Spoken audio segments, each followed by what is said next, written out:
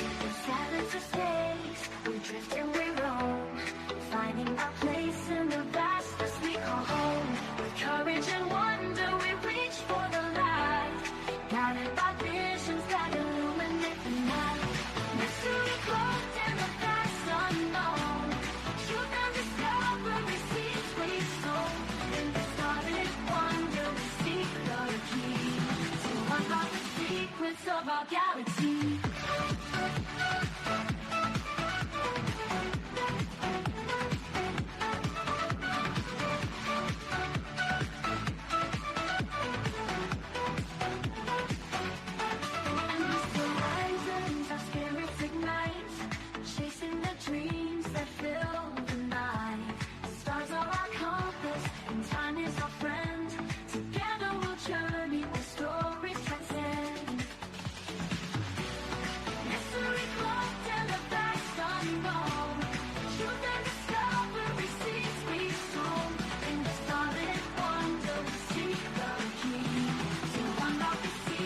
Of our galaxy.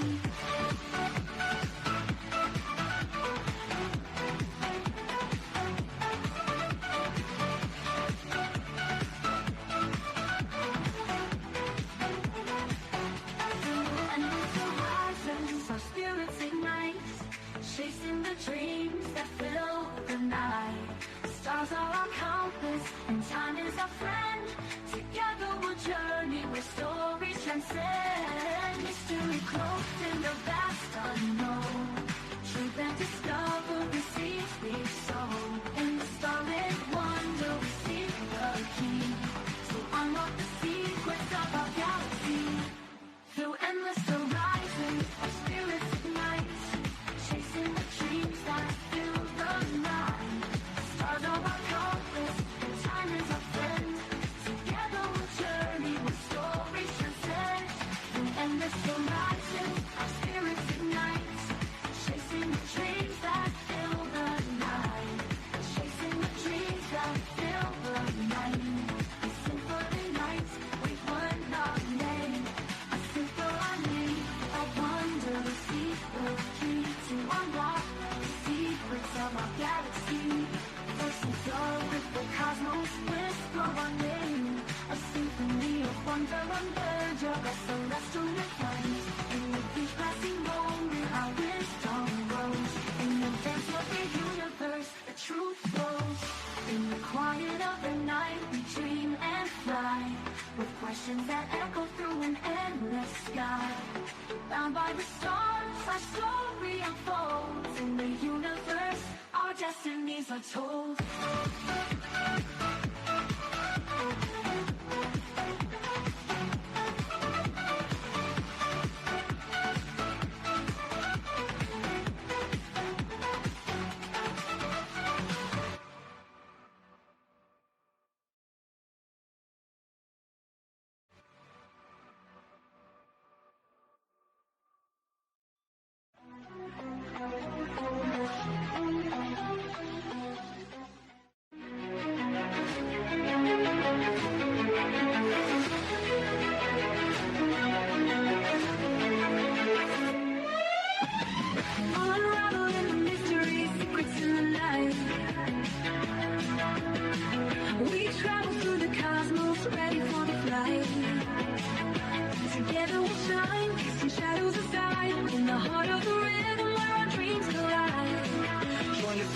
SNX quest, the truth is our guide in the vast expanse. It's where we reside, hands up to the sky, let the bass ignite. Feel the grooves around us, everything's alright. From the combination X quest, the truth is our guide in the vast expanse. It's where we reside, hands up to the sky, let the bass ignite. Feel the grooves around us, everything's alright. SNX radio, let the truth ignite. Together we'll shine, bring shadows to light. In this cosmic dance, we're connecting the dots. Tune into the frequency, let's explore the spots. Heavy bass drops with tight beats. Illuminate the shadows, the echo of our call. On this moment we will never fall. Feel the energy rising, can you sense the spark? As we dive deeper into the cosmic arc.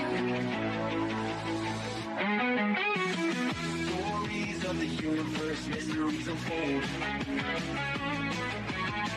In the heart of SNX, where the truth is gold. Every note we play, every line we write, crafting our legacy, shining ever bright.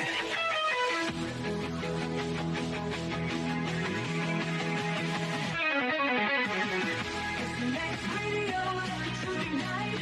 Together we shine, bringing shadows to light. In this cosmic dance, we're connecting the dots. Tune into the frequency, let's explore the spot. Here in the spotlight, we're taking our turn. With the fire in our hearts, let the passion burn. SNX radio's call, ringing through the air. Together we rise, together we dare. So join us now, let the rhythm flow. With SNX radio, we're ready to go. Unraveling the mystery side by side, we stand hand in hand. In this dance of truth, let the story expand.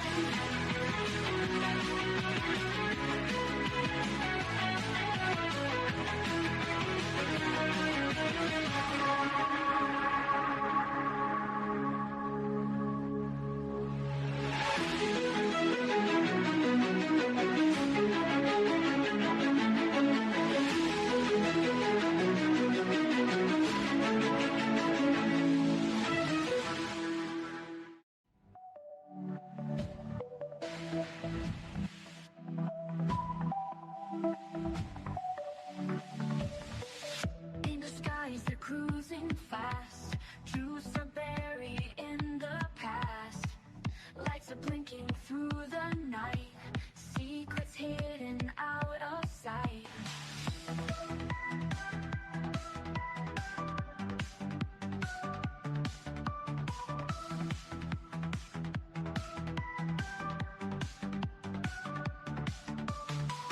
Stars reflecting coded blinks.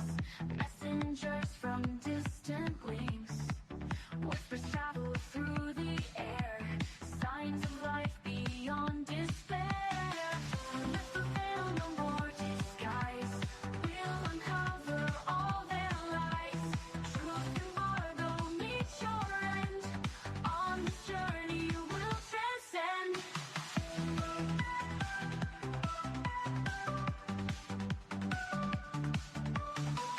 Mysteries in cosmic dust. Unveil secrets we can trust. Hidden realms in shadow play. Night gets brighter every day. Voices from the great unknown. Echoes of a world they've shown.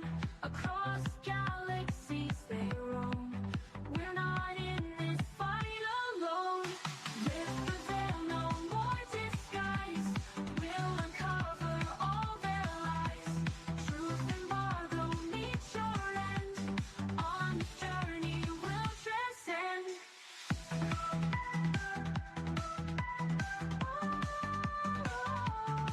What you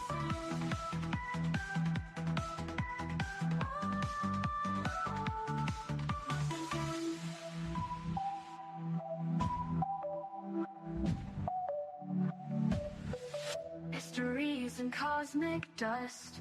Unveil secrets we can trust. Truth embargo meets your end. On this journey we'll transcend.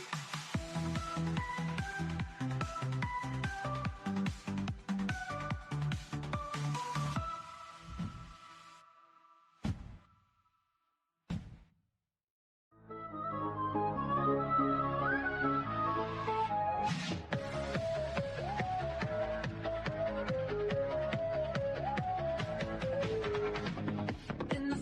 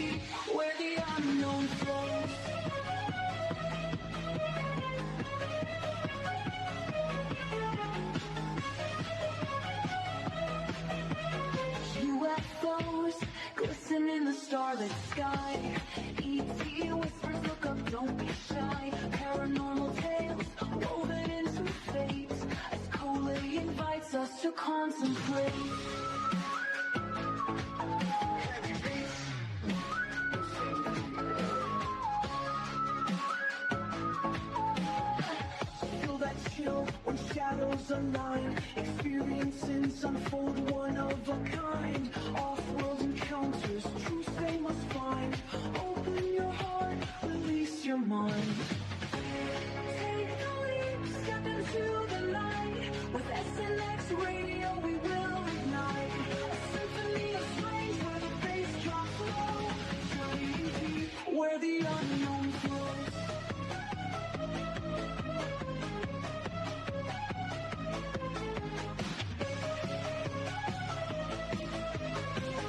Life beyond the veil of sight. What secrets kept from our human plight? Coley's conversations stir the thread. An awakening call for the living and the dead.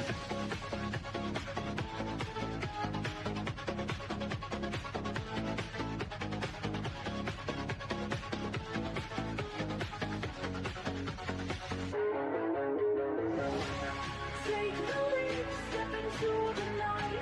With SNX radio we will ignite. A symphony of strange where the bass drops low. Journeying deep where the unknown flows. As the echoes fade and the night draws near, the truths we seek become crystal clear. With SNX radio, keep your mind open wide, for in this journey we all confide.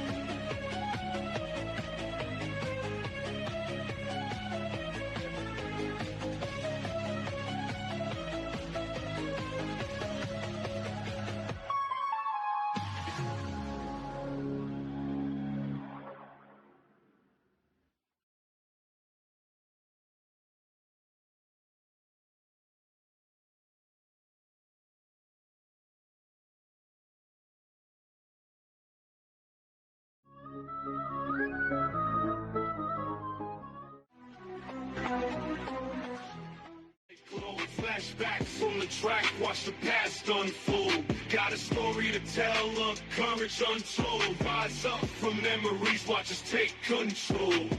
Echoes of yesterday feed our fight. From shadows to light, we'll take flight. In this race, embrace our might. Hold our dreams, got the future in sight. Rise up high, let courage unbind. Erase the past, keep future in mind. Every step forward, no looking behind. We own this moment, leave fear confined.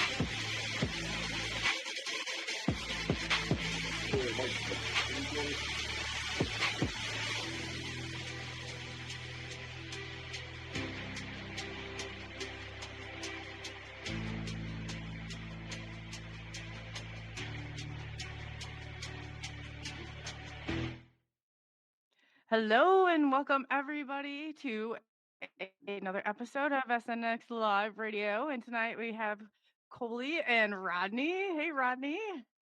Oh, we can't hear? Okay. You can't hear me? No? This is not I hear good. nothing. I hear nothing. You don't hear? I can hear you. I hope if anybody cannot hear me in the chat, please let me know. You can't hear me at all? Still? Oh, boy. Well, let me see here. I'm not on mute. I'm not. I want to check our Mic check audio. 1, 2. Can anybody hear me? I can hear you. Can you hear me? Can anybody? Oh, he can. The chat can hear both of us. Rodney might have to turn it up, maybe. Oh, there he goes. We'll get that worked out, but I just want to make sure that everybody can hear as we're starting. So welcome to another episode of SNX Live Radio. And like I said, tonight we have a very, very special guest tonight. Brian Minnick, excuse me. And if you go in, we're going to do part 1 tonight and part 2 tomorrow. So, which is super amazing because he's got like a wealth of information. So that's awesome. Yeah, welcome everybody. So we'd like to welcome everybody from Twitter, Twitch, Facebook, Kick, And I know I missed one along the way. We're out there, we're getting out there, and look for us too. If you're on Amazon Prime, we'll be kicking that off here shortly. So we'll get all those other shows that we have done out there and make sure that, we're trying to get as many people as we can to hear our message. And that's the way it really, helps us get that through. So I'm going to go in and talk to you about our special guest tonight who has a book you definitely want to check out. Um, Montauk is Strange. I mean, absolutely crazy. Author of Montauk is Strange, The Archives 36 Years Exploring Camp Hero, Long Island, and the Legend of Montauk Project. So Brian has been to Montauk about 74 times, he said. He's 36 years of research on it, gathering visits to Montauk. I mean, I remember Jessica Jones when she was on there. It's crazy. He's gone out with, everybody he can to really get this message out there. So I'm really excited. If you check out his book, check out his ebook. We put all the links down below and just stay updated because he's definitely going to have another and more information coming out. I mean, he has really done a fabulous job. In 1994, he was involved in all this. He's been on several cable TV shows on Montauk, including history, travel, science, and um, CW. So he's met and spoke with authors of the original book. He's got people he's gone and he just told me about 30 people that, he's going and talking to people there, people who've experienced it, all the stuff, and he's gathered all the data and put it together so everybody can go through and decide for themselves, which I think is absolutely great. Um, it's, I mean, you know what? Without further ado, I don't want to even waste any more time. We're just going to go ahead and we are going to bring Brian on because there's nothing, like I said, wow. So without further ado, Brian, welcome and thank you for coming on tonight. Really Yeah, appreciate that. thank you so much for having me again. And I know there's so much to talk about, so No, always yeah, you appreciate got it. so much. Yeah, it's absolutely amazing. Always great to have you on. Rodney's here. He's just having a little bit of Awesome. audio issues, so don't even worry about that. He'll pop on here shortly. So yeah, Okay. without further ado, tell people who is Brian and how did Brian get into this. And I mean, you're right there, and you're picking all this data. And I remember groups like last time I told you, I remember Jessica Jones and being like, I was out there, and all these people. Yeah, So you're taking people Jessica, out there. And she's awesome. We were there together, and actually that day my car broke down in Camp Hero for the first time ever, and I took the train. We got it home, and I took the train back and stayed with them. But they were there for like the whole week, everybody, and we were going every year. Well, like me and two other YouTube channels. Mike and Michael, my friends, and we did this collaboration. It went like 3 years in a row, and each year we'd bring like different people. But on the third year, they had this actual gathering out there, the Montauk Adventure Tour, and Brian Sang, James Rink, and Alondra Markman, and Arkin Ra, and Jessica Jones, Mike Colantonio, Long Island Bigfoot, Michael Dark Hour Paranormal, who did the documentary from that day because he did one for like the first year or two he combined, and then the next year he had all these people that he wanted to interview. He really wanted to interview people who experienced the project and felt like they were there, and had stories, so many stories to tell, which I could never like really fully document.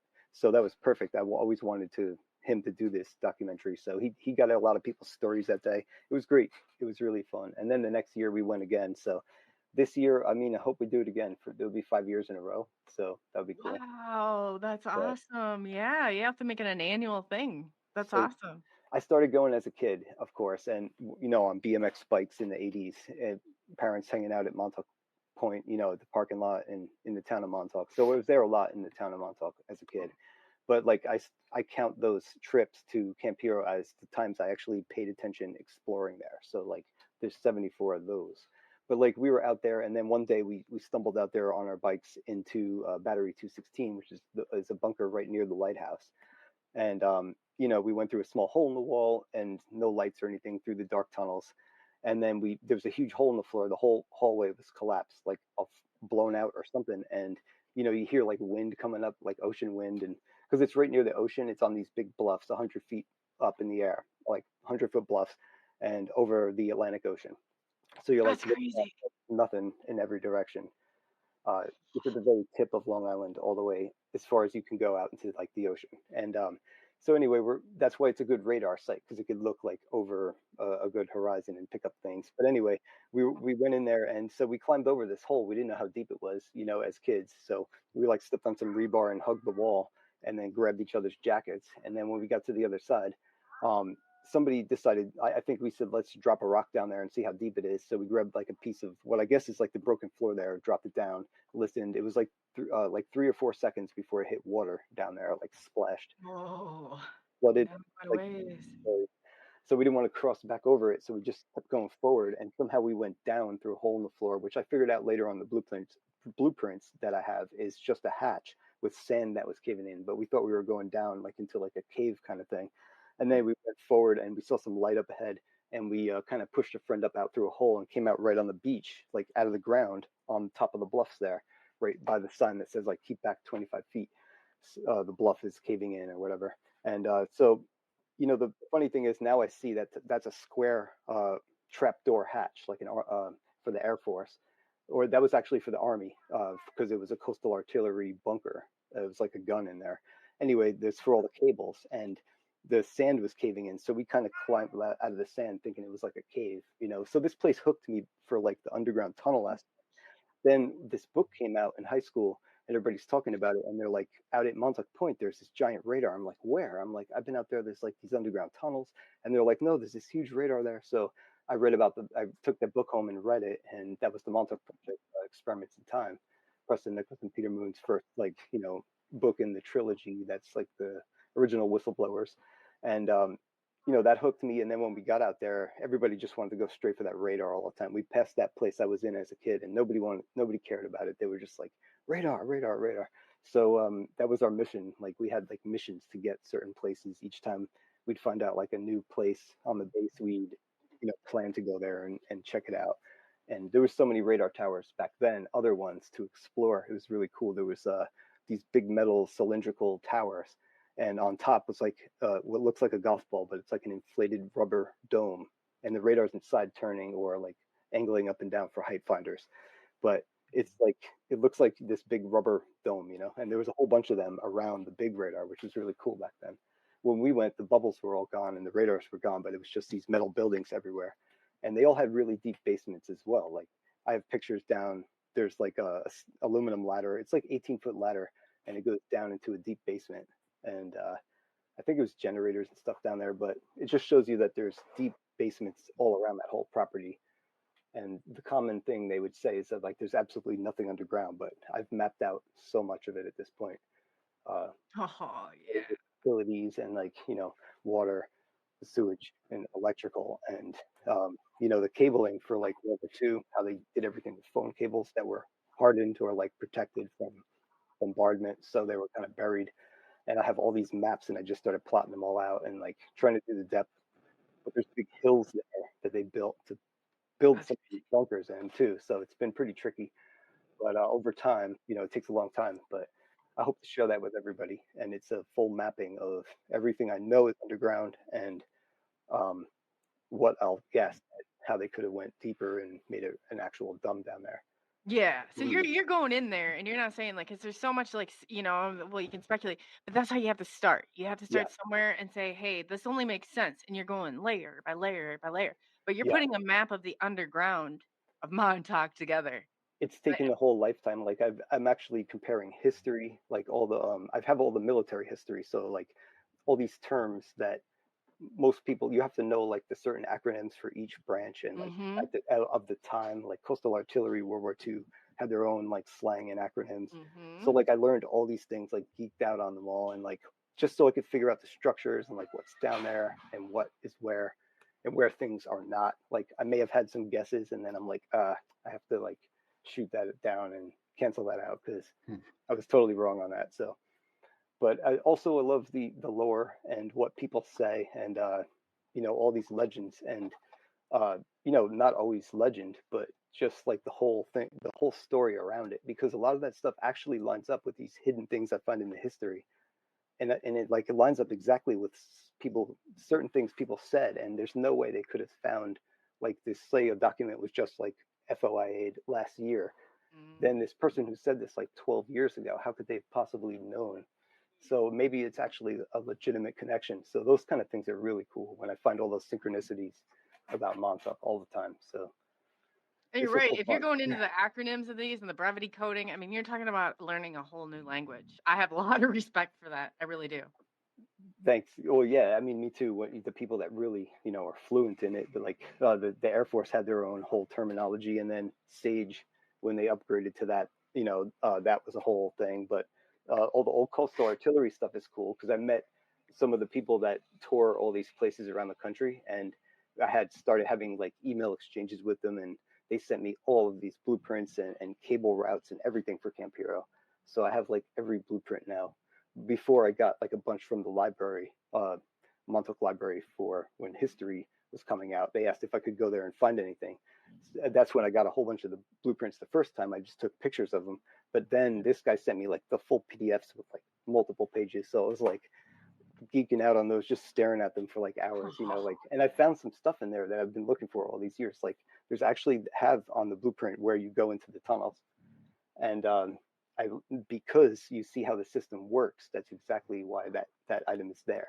But like it has to work that way, or else the whole thing doesn't, the whole system doesn't work. So it was pretty cool to find a lot of that stuff, even in the Air Force details about the computer building. They said, this computer system has to have one floor of vacuum tubes, one floor of air conditioning, and like a floor or two of generators. And on the top of this building, they had all the air traffic controllers at Montauk, with all like the round oscilloscope screens, because that's the building a lot of people would cut through, but all those machines were gone. But when I first went there was a few of them left. And so yeah, they did they had FAA there, everything. They had like everything you can imagine for like communications and early warning at Montauk. They would scramble fighter jets there. Oh, and, yeah. and queue in like missiles to be launched also. So they were pretty like, so that's why in those years, I'm pretty sure like after they did like the brief MK Ultra stint with the LSD room thing, that house, after that was like a short period, like a few months when they were first calibrating the radar. The whole 60s were pretty much like they had a very important duty there, so they could not be, they really couldn't do anything in those years until they were shut in 1969 basically. They were mothballed, but they remained open, unlike other air bases, for another 13 years with no mission at all, no topside mission.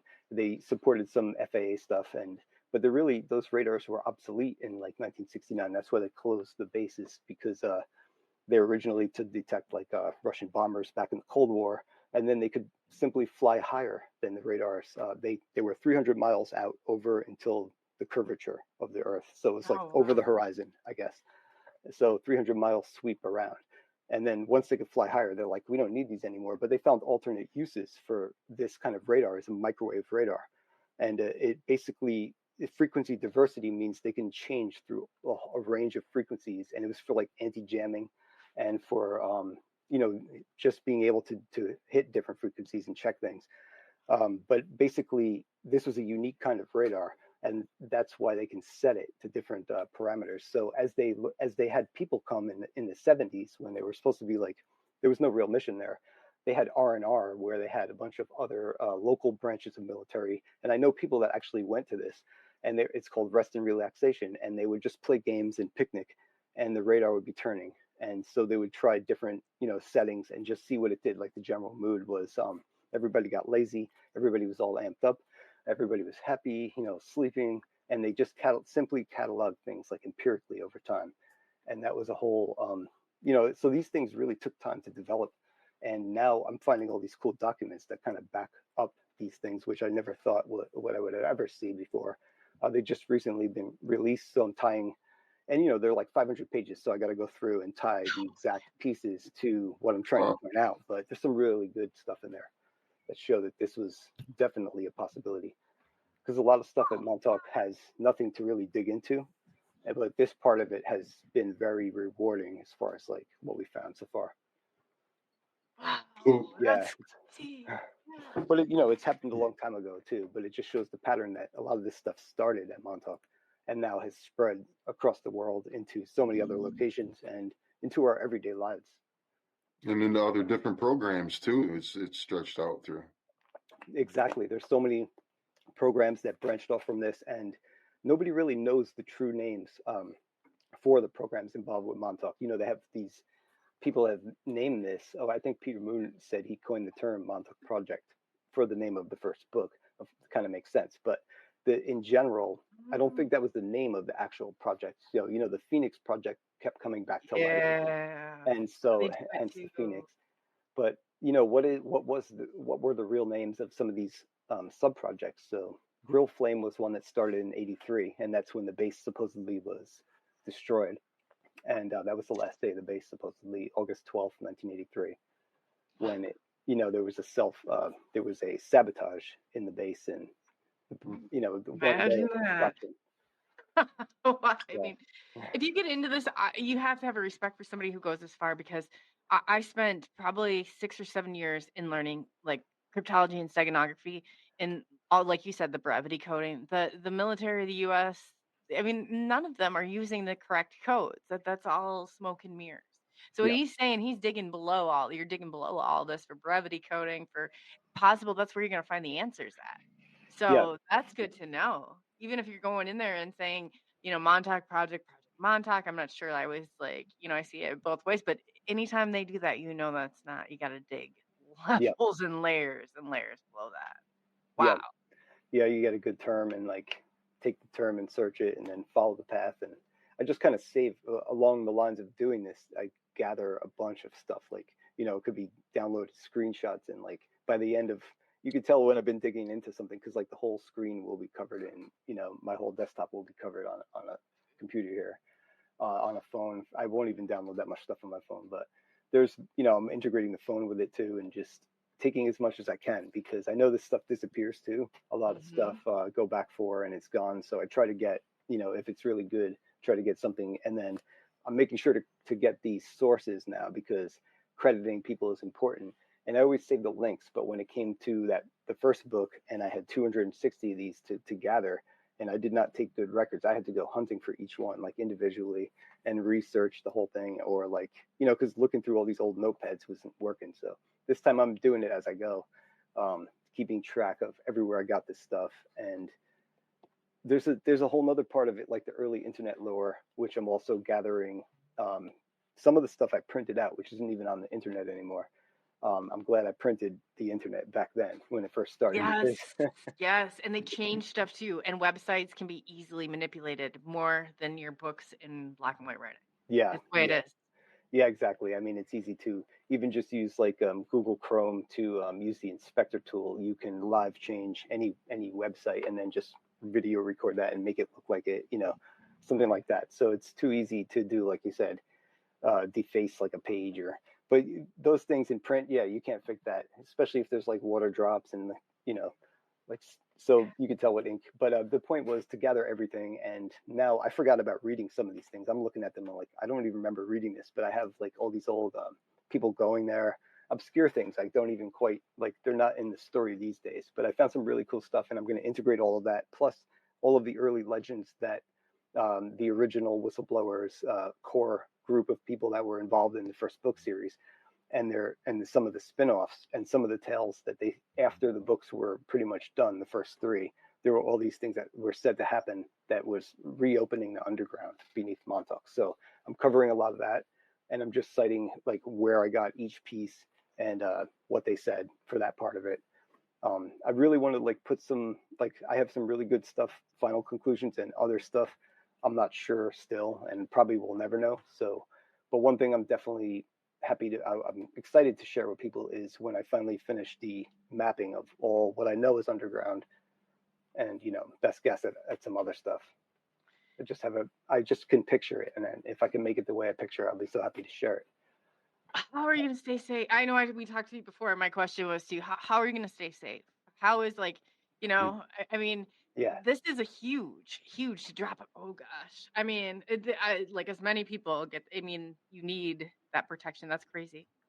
Yeah, I mean, because I mean, it's really popular. There's a lot of people covering this, and, you know, there's a lot of just Cliff Notes AI videos on this even, and those are actually funny, some of them. But I get a kick out of them. There's Montauk songs. It's showing up everywhere. So I think the cover of a lot of people is one thing. I'm just another person. I mean, if I really got this message out there, I would definitely have, probably met more people so far, but I find it hard to break through on some of the stuff. So that's one protection. Like, I'm not displaying the algorithm yet. So there's a protection because I'm kind of still unknown in a sense. But when you look into this, yeah, you'll see my name.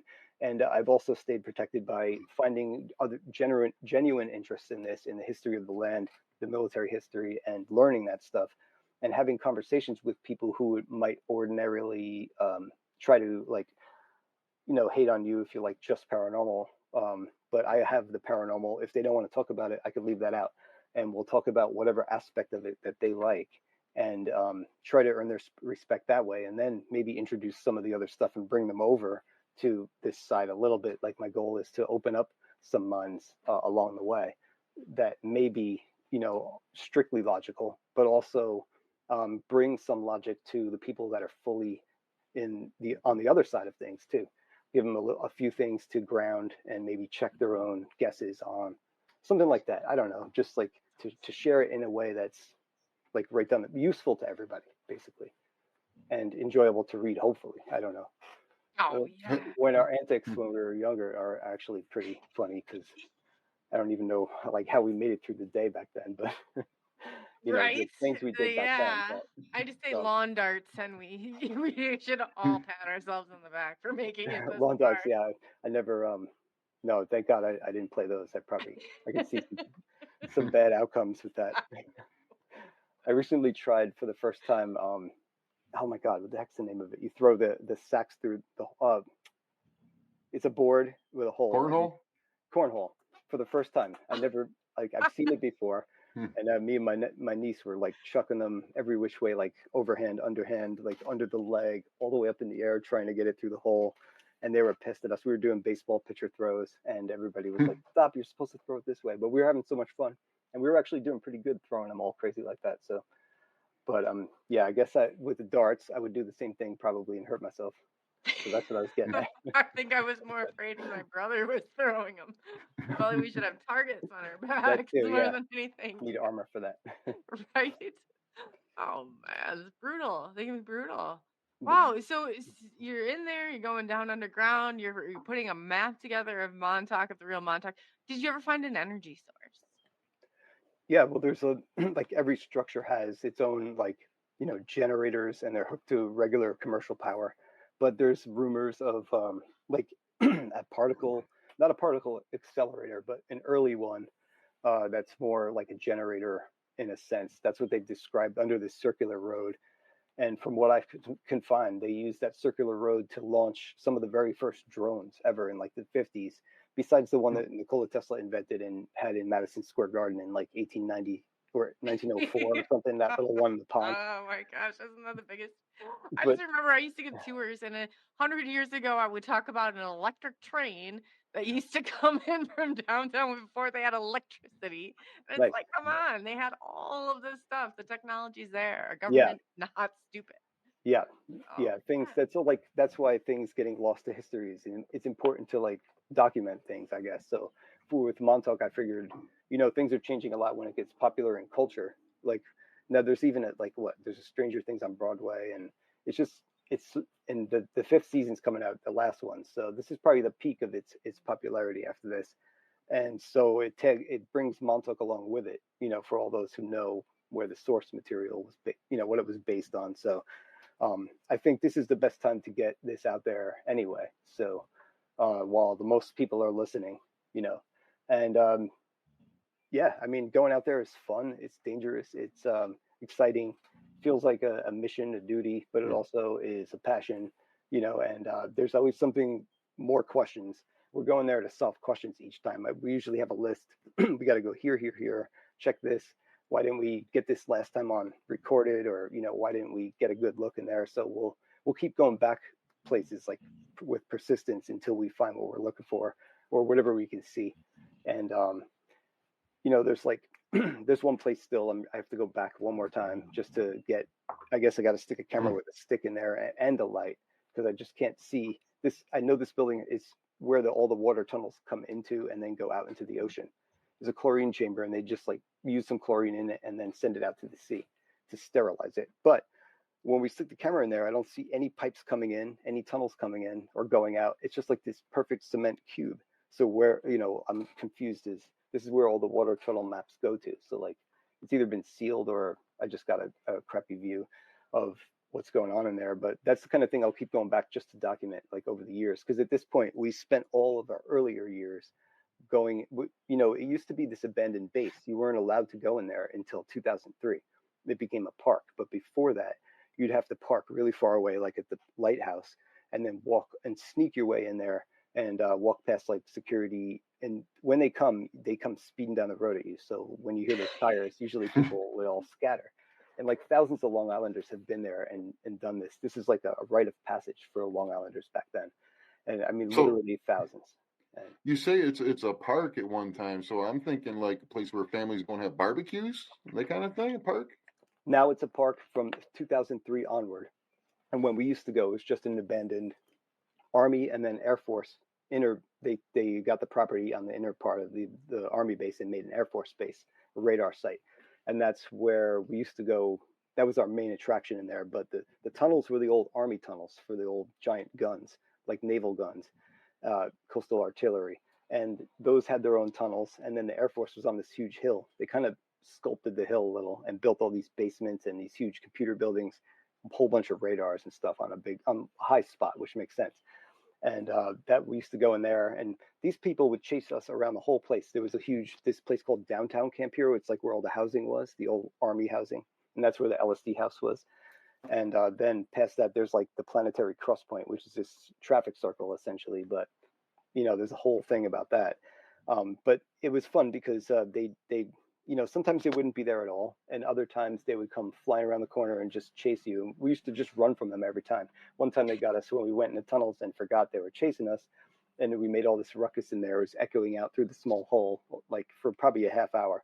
And then we came out, and the guy was just waiting there for us. So that time we got all of this on video. So I assumed everybody was recording back then when we were going. Or other people were also taking pictures and recording. And some people have taken pictures over the years and even sent them to me, which I shared in like a small music video or something on our YouTube channel. But basically, nobody else really recorded except for the original authors when they made the Montauk tour video. And we have like the same kind of footage. We're in the tunnels. I have 2 different days, one in 94 and one in 95. And both of those are pretty long, like half-hour recordings. And we're all over the base. We film like all the old radar buildings. They chase us around through one whole day. And we're like on the roof of the radar, the LSD rooms, and in the tunnels. And then I have us getting like ticketed on the video and everything. So I think soon I'm going to share, like maybe premiere it or something, but put the whole entire unedited video with the original audio, probably cursing a lot as kids as we're running around, and some bad camera work, but it's really hard to find and see all that the way it used to look there. So I want to share that pretty soon because I think that's important to see, because now it's like a lot of it's gone, and I don't know, it's just so strange there now, obviously, hence the name. But like with the ticks and everything, I mean, they make it really hard to get into Radar Hill to begin with.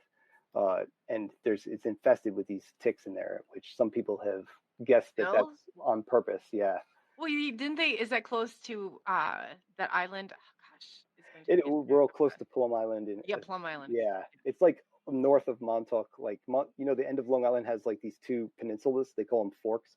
Like Montauk's down here, and Plum Island's like off the tip of this one. So it's like right across the water, basically.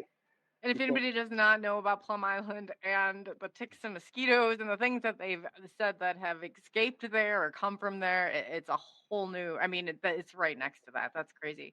Do you ever think that there might be underground? Yeah. Oh, sorry, Rodney. Go ahead. Oh, did you say animal experiments too? They're doing over there. Yeah. Mm-hmm. Yeah. Yeah, exactly. We're an animal. It's yeah. Animal Disease Research Center for the Department of Agriculture. Before, like, it was a chemical warfare lab for like 4 years, and then that was outlawed in like 52. Became animal research. But somebody just recently finally found the document that shows they were going to originally put that at Camp Hero, but the oldest cattle ranch in the country is right next door from like the 1600s, like the first cowboys were from Montauk, and they were right next door. And this is where they're going to put the lab that studies like bovine disease and like hoof and mouth and all this stuff. So they're like, that's outrageous. You know, why? So they put him on this island. It's like the island of Dr. Moreau, though. People have theorized over the years that human experiments and everything else have gone on there.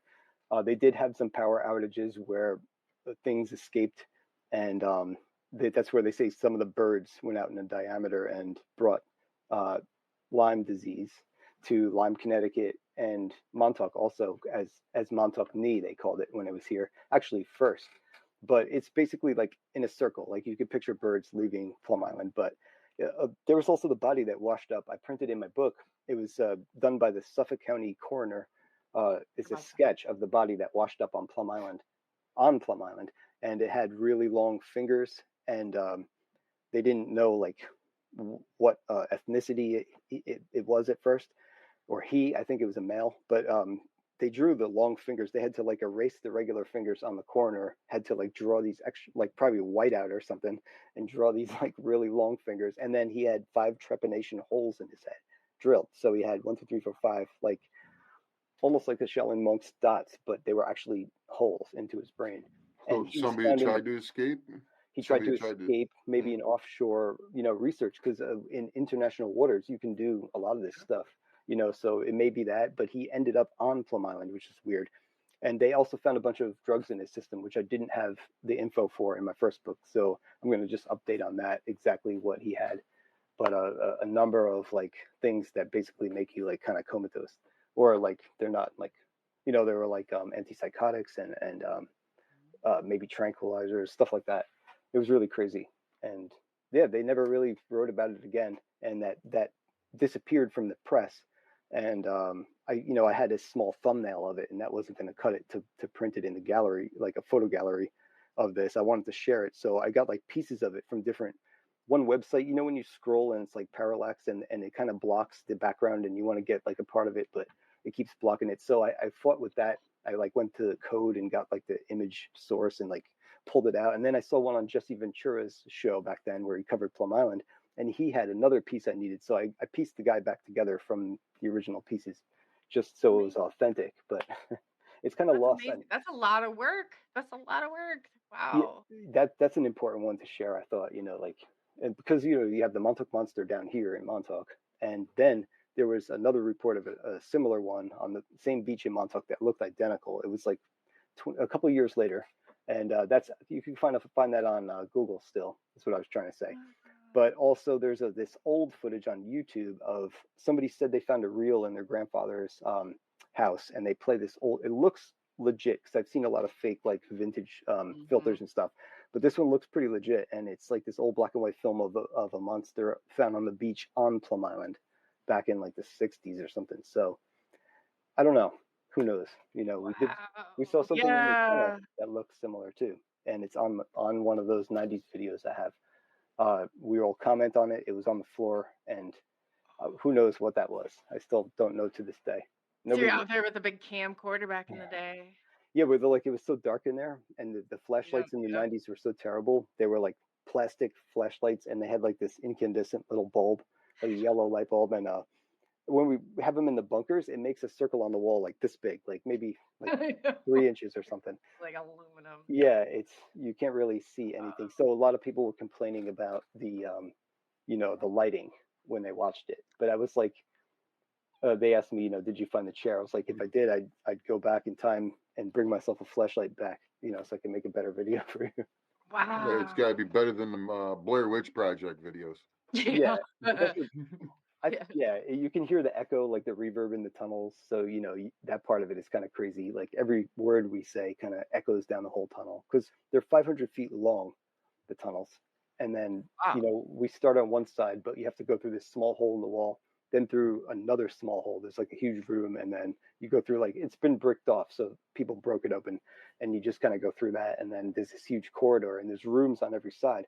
And one in the center, you can go down steps into a sub basement where they have like a power room. It's like boilers, generators, all kinds of stuff in there. And that's where they have utility stairs to go down a few flights of steps. And there's this long tunnel all the way to where the radar is. It's like, I forgot how many, it's like 1,000 feet or something. But that's the same tunnel that we found on the Dark Files, the history show that I was they kind of brought me back into all this stuff one day out of the blue. I kind of forgot about Montauk, and they called me up one day. Somebody I gave a videotape to that I used to share said that they have to talk to me, so they contacted me. And long story short, they ended up using that stuff on the and I helped them like pick the spot where to look. And when they did the final test, there was a tunnel down there right where it should be, like the one I'm telling you about under the bunker that goes all the way to the radar area. And there's a similar one in San Francisco. And when you get to the other end, there's actually 2 steel ladders that are 35 feet each. You go up 135, it's got a cage around it, but it's sketchy. You go up this single ladder, and then you stand on a platform. You go over a few steps, and there's another ladder, another 35 feet. And then you come out into the battery commander station, which controls both of those bunkers. Like one's battery 112 and one's battery 113. And this little house that looks like a house on Radar Hill, it's actually an old World War II bunker. And in the floor of that building, there's an old tunnel. It's even on the blueprints, and I missed it all this time. But now, obviously, that's exactly like San Francisco's bunker of the same might. They're like cookie cutters, but they do adjust them to the landscape and stuff. So, but those tunnels are probably really unsafe to go in. I mean, they're deep and they're probably caved in. There's probably bad air in there and all kinds. So how far down do you think you've made it? We only went 1 story below in the main bunker. It's a really long bunker, and actually the basement, the back power room already is like in the ground, almost a whole story. So the one we went in was staggered 1 below that. So 1 underground in that one. The other bunker, I also went 1 level underground. That as a kid, the one that I climbed out on the beach, and then other bunkers I've just been in on the surface levels. And our main job was always to look for a way to go deeper, but people I went with on that day just shared me pictures from back then that I never saw. Like I'm in them, I guess he was taking them standing in the back of all of us. And also he told me he had a video where he got down 4 stories. The very day that he took pictures of, one of our friends went in a side vent tunnel and went under us on the floor below. And of course I saw that big hole when I was a kid in the one bunker's floor that was at least like 3 or 4 stories. But there's one more thing too. Oh, somebody else just recently sent me tunnels under the computer building. They went in, they met some other kids, and they all he's asking them all permission if it's okay for me to use this footage. But they went under and they're going down these long skinny tunnels, and then there's like T's, like different ways to go, left or right. And then at the end, there's this huge hatch where you could go down deeper. And this building should have 4 stories. So they're legitimately mapping out where exactly to go. And you can still get in there. It's a little tricky, but it was in there a few years ago. But this place is really dangerous and falling apart. And the radar is the saddest part because it's not only dangerous, but I wouldn't recommend anybody going in there, or I can't recommend anybody going in there, just because it's like the air, it's damp, it's humid. There used to be asbestos. They did clean it up because I actually interviewed the company that did it. And because I wanted to know, somebody brought that up, and I'm like, wait a minute. I've been going there for my whole life. I gotta check on this. Yeah, right. And I couldn't find it in the details. So I really made sure I checked, and I figured let me just ask them. And they were really cool and explained it. And it is safe from that. But there's standing water in there in the elevator's flooded, and the ladder to the basement is all flooded and filled with cement and flooded because we stuck cameras in there and we threw rocks with glow sticks on them down in there, everything. But now the stairs are caving in to go to, you can go to the 2nd floor, and when you look up, the stairs going to the 3rd floor are tilted. One whole side is detached and they're hanging. So if that falls, you won't be able to go to the 2nd floor because there'll be a pile of stairs on top of it. So it's really bad now because you used to climb I forgot how many sets of stairs to get to the 5th floor and then to the roof of the radar. I think it's maybe 12 or 13 sets of steps, levels, because some levels, some of the floors in the radar are 30 feet or 35 feet tall. So you look up at the ceiling, and some of the floors in the radar, they're just it's monstrous in there. But 35 feet tall? Some of the floors are, yeah. The bottom 2 are shorter, and then the top 3 are pretty tall, the same height. That's quite a ways. That is quite a ways to have. I mean, did you ever find any tunnels under the waterways? I almost feel like they have to be connected. They have to be. Yeah, You're psychic. Is that what you're thinking too, Rodney? Yes, that's right. Great minds think alike, right? Yeah.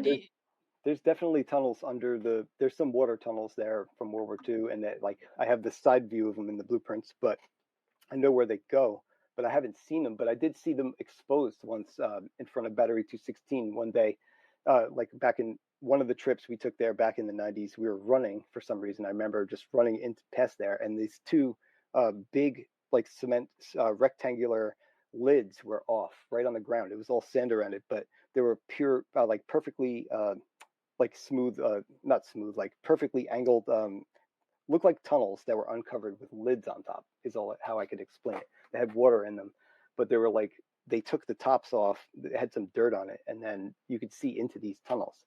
And I think they were water tunnels, as far as I know. So there's these pretty sizable, like rectangular water tunnels under Camp Hero.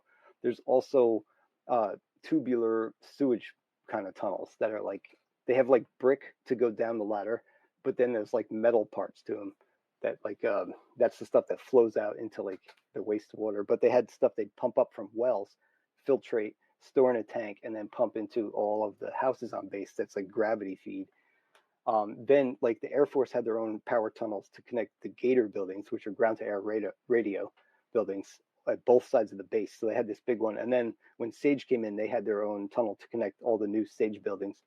And then in World War II, also the Signal Corps was like the cable guys. They had tunnels and cables everywhere, like across Montauk. Those go for really far, actually. They connect to like pretty far into Montauk to other locations. Like Camp Hero had all these auxiliary bunkers really far away, like 17 total bunkers. So a bunch of ones that looked like houses. They were like camouflaged to look like homes, but they had all these other purposes like searchlights and gun positions and stuff like that, and spotting. But anyway, some of these tunnels connect to those. And then there was an old hospital in World War II. So there's a hospital, part of the base, like one side of the base was heated by this hospital's boiler, steam tunnels. So there's like a tunnel under that road, but all those buildings are just gone. There's nothing over there now. So yeah, I found like all this on top, like the top layer under Montauk kind of looks like Mario Brothers pipes everywhere. It's just like utilities. It's crazy. Right. But there's some some buildings have deep basements that go down, 3 or 4 stories, and it's crazy. So I'm still figuring it out, but I won't share it until I'm sure on like most of the stuff I put in there. Hopefully, I'll Yeah, do it in because time. by cause and effect, if it's not on a map, we should be questioning it, and it only makes sense if it's going here to there, there to here, that there's something below it. This is Yep. all. This isn't like speculation. Like this is common sense on some of this stuff. Like you're like, hey, no, there's a question here. We can't get this from here unless we have this. So it's got to be somewhere. That's awesome. That's amazing. Thank you. I figure, yeah, that's like, gonna make a guess. I want to know myself, like, where would be the most, like, the point where they would expand from, like, the most logical point that they would use to go deeper and dig, a dome, or to even make one. How would they do it? Stuff like that, like you said. But also, the part of the story that we're not going to know is very important also, and everybody's accounts and what this show is based on and what the story is based on, and all of the research everybody's done plays a big part of like what Montauk is. Oh, yeah. So I think that all plays into it, and I honor I love Montauk and all the stuff about it, in a sense, the mystery of it all. So I enjoy reading pretty much everything about Montauk. Sometimes people bring up stuff that it's new and they just throw it. You could mix Montauk into a lot, and it does connect to a lot of things. So I'm not mad at it, because I can make my own connections to so many things in life, So whatever it is, it doesn't matter. I'm going to put all this stuff out there. So if somebody does want to dig into some of these things that I found, then they're there. It's going to be there. And that's why, I basically, gave up everything I used to do and just put my money and everything, time into this. And when I pushed the button, to print, like the final button, like it's okay to send to print, I felt so relieved, because for years I've just carried around these piles of pictures, files, stuff I printed and collected about Montauk, old brochures from the park, everything in the world that I have is just like added to this giant like archive. That's why I called it, the archives, because literally this is like, I'm condensing this stuff and sharing it. And now I don't have to worry about keeping it safe anymore or doing something with it one day. It's there, and I have more too. So I have a ton of, I have a Yeah, lot of I stuff. know. You're sitting on a lot of good stuff over there. I know. I Yeah, know. I We are get at the top of the hour, and before we go in, there's a ton of questions, but to get back to it, I think that's probably a good time. We'll just go ahead and take a little break sure. and come back, and we'll get right back into it because Yeah, there's so much here. I just absolutely there is. amazing. So we'll Thank you. just take a short break, and then we will be back, and we'll bring Brian on. I love how are you doing, Rodney? Isn't this great? This is so much fun. So yeah, Yeah. and then we'll be back. So on that note, let's do this.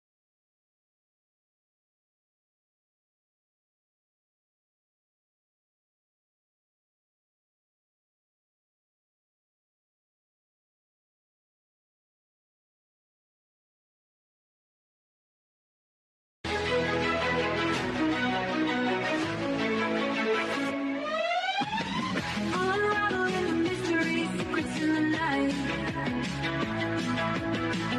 We travel through the cosmos, ready for the flight. Together we'll shine, casting shadows aside. In the heart of the rhythm where our dreams collide.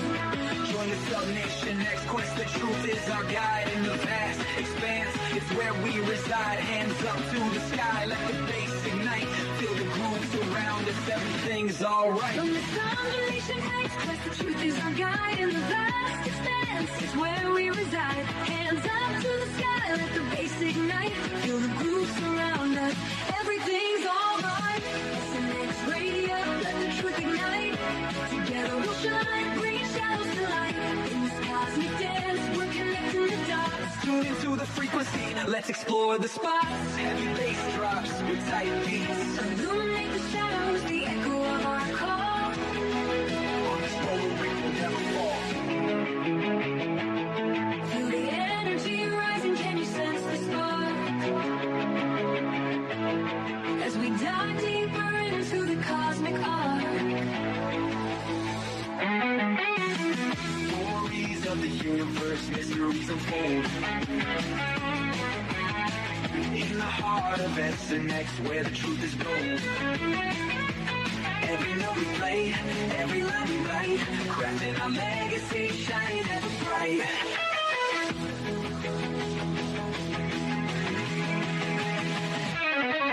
SNX radio, let the truth ignite. Together we'll shine, bringing shadows to light. In this cosmic dance, we're connecting the dots. Tune into the frequency, let's explore the spot. Here in the spotlight, we're taking our turn. With the fire in our hearts, let the passion burn. SNX radio's call, ringing through the air. Together we rise, together we dare. So join us now, let the rhythm flow. With SNX radio, we're ready to go. Unraveling the mystery side by side, we stand hand in hand. In this dance of truth, let the story expand.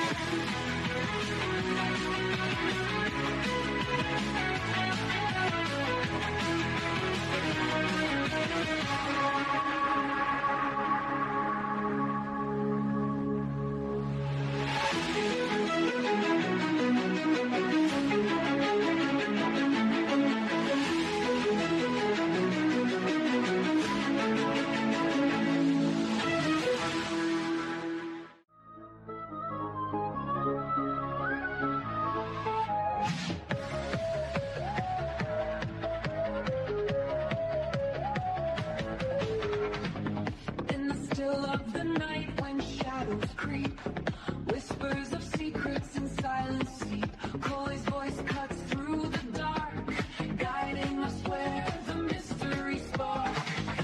A journey awaits, far from our home, through realms unseen where wild thoughts roam. With experts aligned, their truth to share, unfolding the fabric of cosmic despair. Take the leap, step into the night.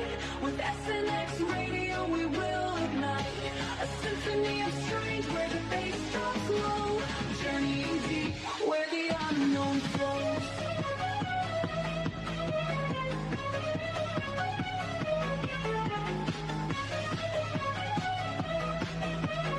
UFOs glisten in the starlit sky. ET whispers, look up, don't be shy. Paranormal tales woven into fate as Coley invites us to contemplate.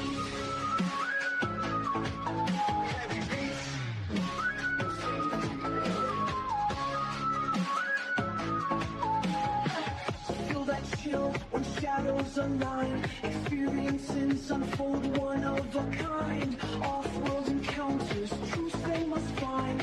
Open your heart, release your mind. Take the leap, step into the light. With SNX radio, we will ignite a symphony of strange where the bass drops low. Journey deep Where the unknown flows.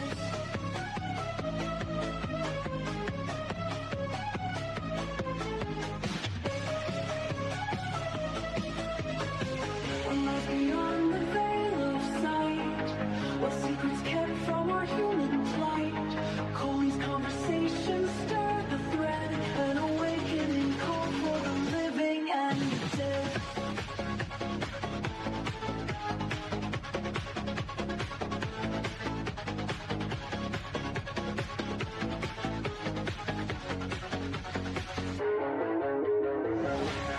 Take the leap, step into the night.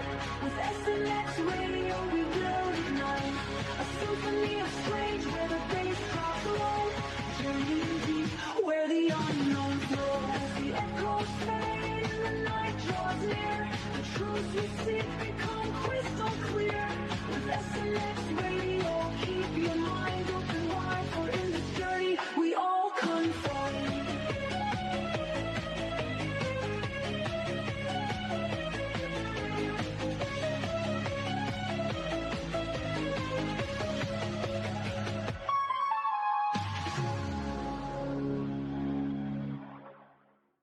Glowing flashbacks from the track, watch the past unfold. Got a story to tell, a courage untold. Rise up from memories, watch us take control.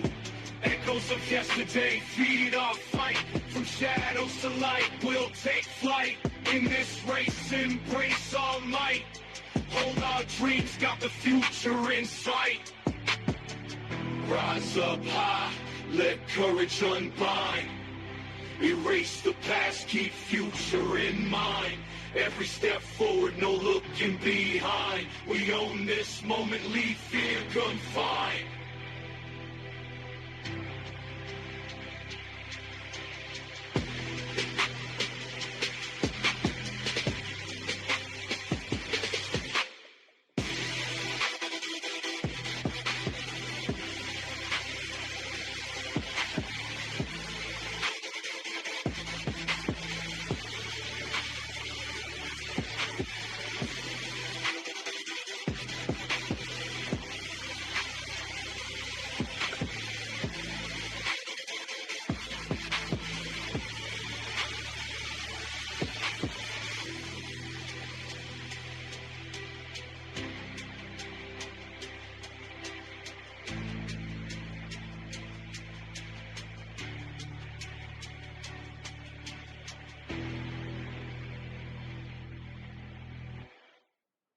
Hello and welcome back to SNX Radio. This is Coley. We got Rodney and we have Brian Minnick tonight. Our special guests. We're doing tonight part 1 of Project Montauk. Montauk is strange.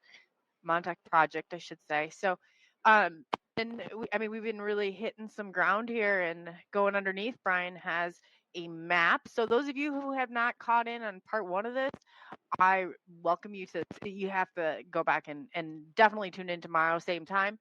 We'll have Brian on again with more of his expertise that he's doing. He's done the hard work, so we can do the great work on taking this and going ahead. And he says he leaves it open for you to make your own decisions. He's just presenting the data and his conclusions based on patterns and all sorts of great stuff that is just absolutely amazing. So welcome back. And I'd like to say to Chad, there's great, and I see all of your comments for some reason, and I don't know, I'll definitely have it fixed by tomorrow, but it's kind of showing up backwards on my end. So I welcome everybody from chat and everybody who hasn't, go and look in the links below and follow Brian's stuff. I mean, start digging through this. You're going to be so amazed by everything that he has. And I'm going to go ahead and I will put that in there and update as we go. But yeah, without further ado, welcome back, Brian, to the show.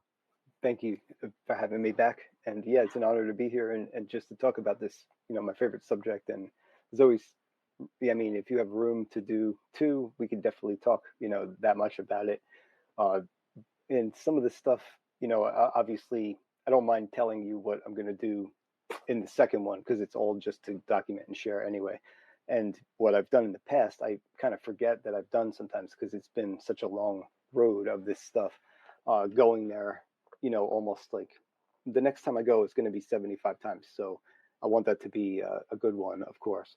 But also going there over the years is like first you learn so much, it's all new, and then over time, certain things you can't go to anymore, and then you find new stuff. You find out that, well, I found out that the whole entire property was still for me yet to explore, and there's a whole 400 acres of stuff that I haven't seen yet. So that kept me busy through a lot of the last couple of years, and that all that stuff kind of just tied into all of our old questions and just helped reinforce the answers and stuff. So it's been one big picture, and like looking at it that way, I guess it's been a fascinating story and all kinds of stuff to share. Plus, we've had some really crazy experiences out there, and I like to share those. It's definitely been exciting, and for somebody that likes paranormal stuff, I feel like we wouldn't even try when we go there.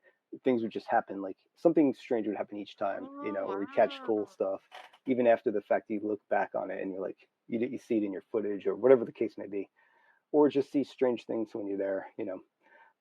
So I have a bunch of that in the book as well. But I have all the mind control in the book, and there's a lot of good documentation for that. Electronic mind control, which means microwaves being broadcast upon us. And, everything that goes with that, from voice to skull to mood control to the cell tower in everybody's neighborhood. I mean, it's part of our lives. Right. And you were saying before that tower that was there is actually going around, right? Yeah, Or is it going up and down, right? yeah, Not, like and it's the changing. radar that used to just turn, like you said, every 12 seconds it would turn once. I actually have an old footage from Sperry, the company that built it, and they show it turning. It's actually the one at Montauk too, because that was the first one they had built in the field to make a video with, and to test on people because they calibrated it for like the first year. That's all in the records. So like lining up the history actually worked against somebody who's trying to say this didn't happen, because it all lines up very nicely with the stuff that we were putting together on, like, as far as the MK Ultra experiments there for a short period. But later they did broadcast, and and that was also, I found some other projects, like you said, from documents, like project names that I can associate with that in those years. But yeah, that affects people. So if you had early Nokia and you put it in your speaker, you'd hear bup, bup, bup in the speaker. Or just on the base, the UHF on people's cars would be picked up by the radar, so they could tell when people turn their ignition.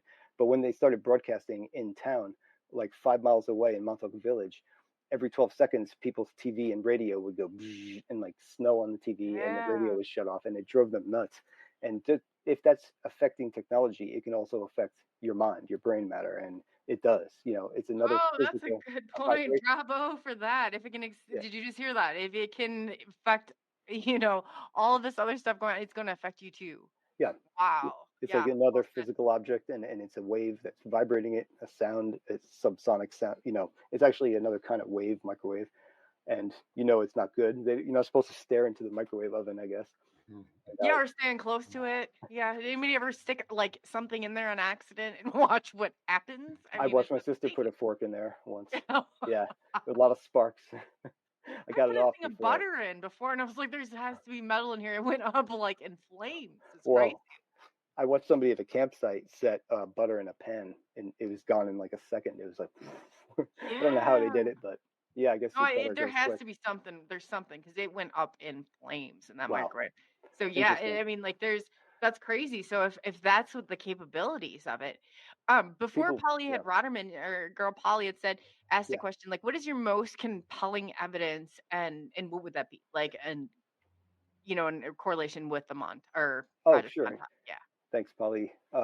That's a cool question too, because like any one thing on its own is cool and it helps like directly back it up. But when you find, like, my favorite thing is a circumstantial case where you have like 8 things in a circle around the topic and they all line up and they all like match in dates. And then like you present those all together and it's like, I mean, how can you'd have to, it's a great way to do it, because in this kind of thing, it's very hard to get direct evidence on anything. It's been destroyed, it's been lost to time.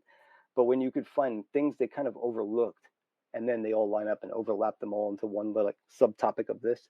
That's my favorite thing, kind of when that all works out. So yeah, but it's a That's cool question amazing. That's because there amazing. is like there's different parts of Montauk, so like there would have to be a really good piece of evidence for each thing, like time travel, mind control. Time travel would be the hardest, obviously. There's nothing but speculation. I can't find anything super solid on anything, but mind control is one. I could definitely build a case on certain things, and the paranormal stuff. Some of that's backed up pretty well with history and events that line up. I mean, so there's some cool parts like that, and then there's some mysteries that just are so deep and hard to wrap your head around, or at least to find any evidence for. Like it's not hard to wrap your head around, but you try and you try, but it's I don't know. That's one of those things I don't think we're going to find anything really solid on. I unfortunately probably not until the years to come. If anybody knows anything Yeah. about Project Bluebeam, when they went in for it, they were trying to destroy everything that was on paper. Wow. So Yeah. that's going to be huge. Polly also had another. She's got great questions. Sure. What details should she pay attention to in her own experience in order to realize in a lot of us, and I can speak for myself too. It's like there's something there. There's something more there. These people are using the same book or same play, different book type Yeah. deal. So if you think in getting to the bottom of this, kids were there, right? People were there. Yeah. They were doing experiments. Yeah. What should somebody like going back on the things that you talked to with the people or things that maybe somebody, who's she's in a different country. She's located totally in a different country than she even grew up in, but she's right in the heart of everything in Israel. So Yeah. I guess in speaking, because like I said, the Mossad and CIA, they are all hand in hand here. What type of things do you recommend like people look for in their own lives or some of the patterns that you've seen? Sure. Like the synchronicity is always like the first thing you think of because it ties into so many things. But when you like that ties into following your gut and your intuition. So if you keep seeing something repeating or you just have that inner feeling like this is actually important, pay attention to this and don't let your logical side start. The first thing you're going to do is start making excuses and explanations logically why that can't be the case. But that first thought, when you feel those things, especially when there's the synchronicities during the day, the same day where like something else happens and it's like a sign, but it's like it lines up. How many times is it a coincidence if you believe in them? Once, but you keep seeing it 3 times is too much. I mean, so that's just following those and don't ignore them. That's like one thing I noticed with like I don't know, it could tie into everything Montauk as well. If you believe in other dimensions, it could be a time slip or deja vu, something that just ripples and tells you don't take this path or this timeline path at this moment, because I guess follow your innermost thoughts and that first thing you think sometimes, or at least if it's a warning, always take it seriously. At least like if you feel not to do something, that's something to listen to. Maybe not so much as doing something, but whatever it is, I think you should listen to that. Maybe I don't know if that's a good answer, but That inner voice. No, it tugs at you though. It tells you, hey, Hmm. something's not right here. You might not know what it is, but there's something not right here. yeah, something that basic, like we know, but we kind of are either blind to it, or we have filters, or we forgot how to realize, or there's something we're missing, obviously, because we all have that ability, but we've all experienced little bits of it throughout life, different things, something along those lines. And so I think that's something that's like an unpolished part of us, or maybe we used to have it, but who's to say we can't refine that and bring it back, just by not ignoring it a little bit, I guess. That's so true too. That's so true.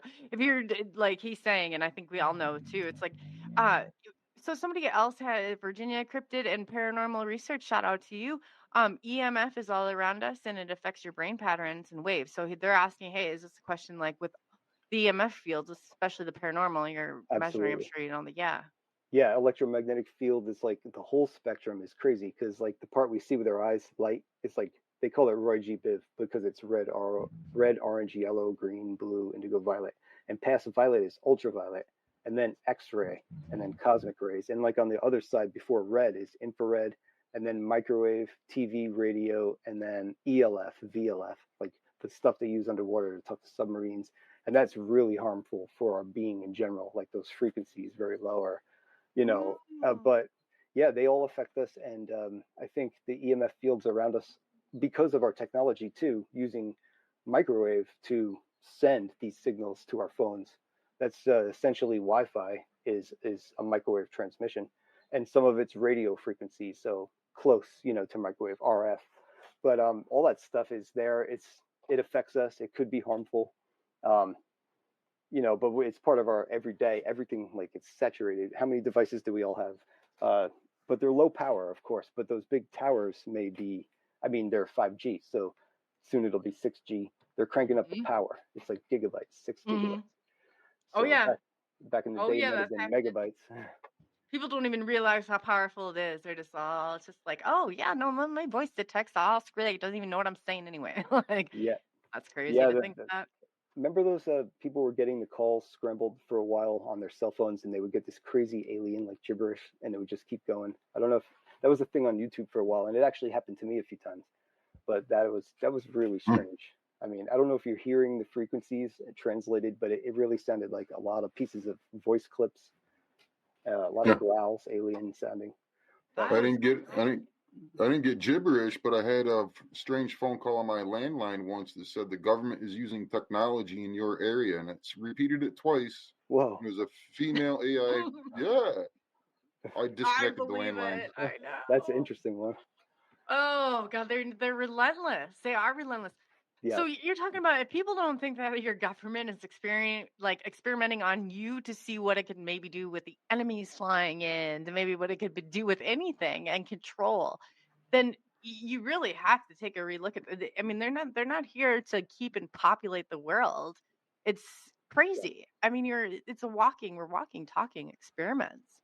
that's very true. They're not here to populate. They're maybe the Mm-mm. opposite is even some have that's been some of their goals.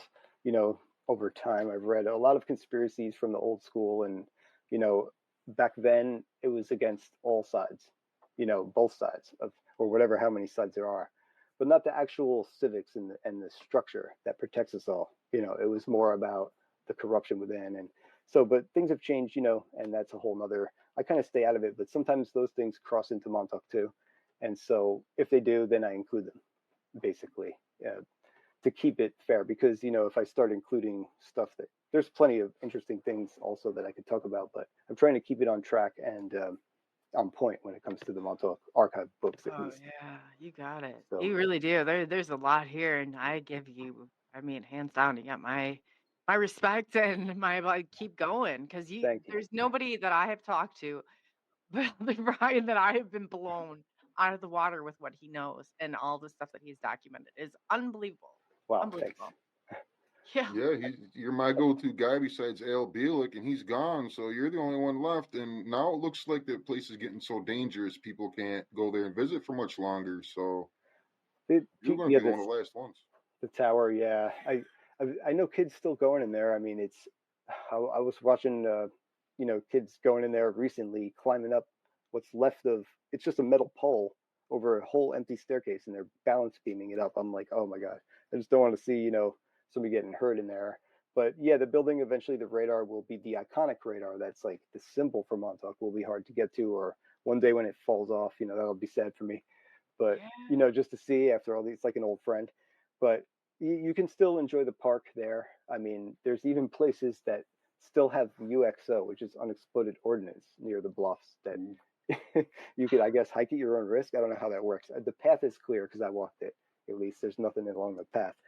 But yeah, there's still a few spots you can check out there that nobody's really been to, and even down on the shore, the whole place is kind of a great place to explore, no matter what, because it's haunting and you see all the old structures. A lot of stuff's been left, in place. So that part is always fun to explore Camp Hero. But yeah, those days of getting on the roof of the radar and in the tunnels seem to be gone. I'm still trying to find a way in for just to record, the history or whatever, or just to see it again. I want to get in there, but maybe with permission, I'll try that too if I have to. Good for you. You're Give good. it You're good at all this. I mean, you've gotten to people, you've talked to people that were there, that had participated in all of this, and Yeah, I mean, really gone through. What do you think is the strangest thing about Project yeah, Montauk, and I guess Stranger Things, if you talk about it? Do you think there was? I guess this kind of just throw yeah, that out there, like when they were talking about the black or the antimatter. I guess I don't even know what you want to call it. Do you think that yeah. there was something they did cross over here, bring in, like a portal? That's I a mean, what's great going on here? great question is all those parts of the what they said they did at Montauk that kind of are getting lost too in the sauce, I guess, how you like lost in the mix, because there was all these other high science aspects to this, like creating matter from thought, like solid matter from the human mind. And there's actually been recent research and old theories like the holographic universe theory that physical objects are generated from code that makes vibrations of sound that makes the on the next level up solid objects. Similar to, that's 2D projecting to 3D. So if we're 3D beings and we manifest something in the 4D for it to happen, which is like all time or whatever. So like, and then backwards, it goes as a shadow or light. So like 4D casting a shadow onto 3D is sometimes the things that we see crossing over. For example, like we're 3D, and if we cast a 2D shadow, it's flat. It's a two-dimensional shadow. So what does it look like when a 4D being casts a shadow onto our third dimension? It might look like an apparition or a shadow being, something like that. So it's like two-way though. So we could project upward and we could cast a shadow or light downward. And this theory was really cool. And part of Montauk, it kind of made sense with the creation from matter from thought.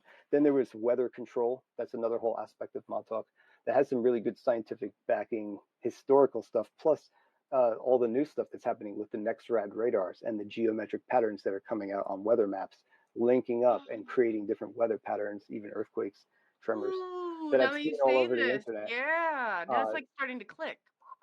And some other aspects of Montauk of high science. Then there was the whole parapsychology part, and psychoenergetics was on the CIA document, but it was telepathy, telekinesis, and remote viewing grouped together for some reason, but where you can affect objects. And they, that was part of, I think Grill Flame was one of the projects. So they did, after, like Stargate was in the 70s at SRI, Stanford Research Institute, but Montauk may have been on another program shortly after that, because when one person does a study, then others set up labs. And Grill Flame was in '83, so there's that's the basis for 11 and her telekinesis in Stranger Things, her psychokinesis, or being able to move objects with her mind. And Oh, yeah, so that's they were probably crazy. there to lock them in and lock us out or whatever. I guess they're jamming the signal. How far do they think that it realistically went? If Like the they're actual, sending this out there, yeah, like when they have the tower. I mean, how much of this did they affect? I mean, is this like oh, the actual radar the tower, grid? Yeah. the big tower, which is the Sage radar tower, it's like the 35 tower basically, but that thing went for 300 miles in a beam. So like out over until they got a curve where they could no longer send the beam over the curve of the Earth. So 300 miles was as far out over the ocean it could go before they lost it over the horizon. And but yeah, that thing's powerful enough to send a direct microwave beam sweeping out. And if you stand in front of that thing, you'd be instantly cooked. So somebody said they did some early experiments where they purposely cooked people, but I saw they did some microwave experiments like that in a hyperbolic chamber. It's in the Pandora document that was released, and Project Pandora. And they built a big chamber and they did irradiate some people for testing, but it wasn't on the scale where they just like cooked them. So I thought that was kind of crazy because on the staircase up to the roof of the radar, it's like a steel ladder at that point, no more steps. And it says radiation hazard above this level. So like you go up there, you're going to get fried by this thing because it's so powerful. They had a giant power station next door just to power the radar and like maybe 2 other buildings. And that thing had 4 locomotive-sized diesel engines in there, and there was a huge diesel tank behind it. And there was also generators in the basement of the radar, and it also had commercial power. So this thing used up so much power. And every, when we used to explore in there, every floor is filled with equipment, just racks and racks and refrigerated aluminum rooms you go in that has all the computer, like radar control stuff. People used to just throw them off the radar back then, just like in stack. Literally. Yeah, they'd go and fire them over the roof, go get Radar. another. So around the radar, there was all these gauges and, everywhere just smashed open. And people just love throwing stuff off there for some reason. So, and now the radar's Symbolic, dropping it its means panels. more than people realize. Yeah. That's So crazy. that's what it used to be like. And now it's a pretty nice park, but there's an inner area that's the old Air Force radar base that you can't really go in there. You're not supposed to, but people have always found their way in there, of course. Right? I said to Brian, I said, we must be close in age. To hear him talking, I said, it sounds like my generation for sure. We were very close. Virginia Cryptid and Paranormal Research asked, furthermore, wonder how close they are to controlling people with EMF and all the other ways we don't know about. What's your thought on that? You're in deep That's really now. good. Wow. Yeah, deep. I do think they have the ability to influence more like our moods in a way in mass. It's hard to target like one person with these kind of towers. They're like omnidirectional, so they leave in cell towers and they go out in every direction like a globe that kind of fades in power over time. So like, we might all get agitated at once, or those days where like everybody's been talking all week and then all of a sudden one day just like the whole internet's dead and like Yeah. all your friends aren't talking. You have to wonder about some of those times, why is everybody feeling the same way? It might just be the flow that we're all on, but it also might be some of this technology. You never know. And as far as Wi-Fi, the things they can do to affect our lives by information is insane, because now household routers and other devices can cross their Wi-Fi maps, and they can literally see where our bodies are, because it's the only thing that the Wi-Fi is not going into. So you see like the outline of no Wi-Fi in the human shape, down to like details, really good details of our bodies, and you I can heard see that. what we're doing, walking. Yeah, it's crazy. And then they're all relaying info, and just AI using some of this stuff is wow, that's a bad combination. So I agree. I agree. please, I just think God, it's like some of this they can't, but they don't seem to be communicating well with one another. Like Gemini off of doesn't seem to be communicating with. So that's yeah, I think our saving grace. But that is, you're right. yes, yes. Yeah, all the different companies and Hmm. profit part of it is keeping their secrets, company secrets. And yeah, that is a saving grace, because if there was like a, what is it called, Cyberdyne, Cybernet, or Hmm. whatever, Yeah, we'd be in yeah. trouble. The They would have Unimon. pages and pages and pages within seconds, and it's coming to a near like dystopic future near you. So just be careful. It's coming. It's not like it's not going to, and just Yeah, like you got to think of all this stuff. I grew that's up very hearing true. about flying cars, and Yeah, there wasn't one person that could think of how that car was going to fly, and now it's just like it's right there. It's coming. yeah. There's a couple companies that I've seen with cars over the years, and they never seem to take off, but they never seem to take off. Already. Yeah. I didn't mean Right. it like that, but they never seem to really become successful, or what. I don't know what happens to them, but some of them look pretty cool and almost Back to the Future, like one or two of them. But Crazy. a lot of them just look like a drone that you can sit into. Hmm. But And I'm yeah, out in the middle, it's like in the middle of nowhere right now in Iowa, and Walmart is setting up for drone delivery service. And oh I wow, just think this is so, yeah, it's so crazy. But I'm like, my city's like a smart city and nobody really understands why. It's just like in the middle. And wow, it's like, so if we're setting up for drone service for our groceries and stuff here at Walmart, I mean, this stuff is right around the corner. yeah, Um, definitely. our girl Polly Rodderman too, she said, are these projects generational? Are the kids or are this people's kids tracked also?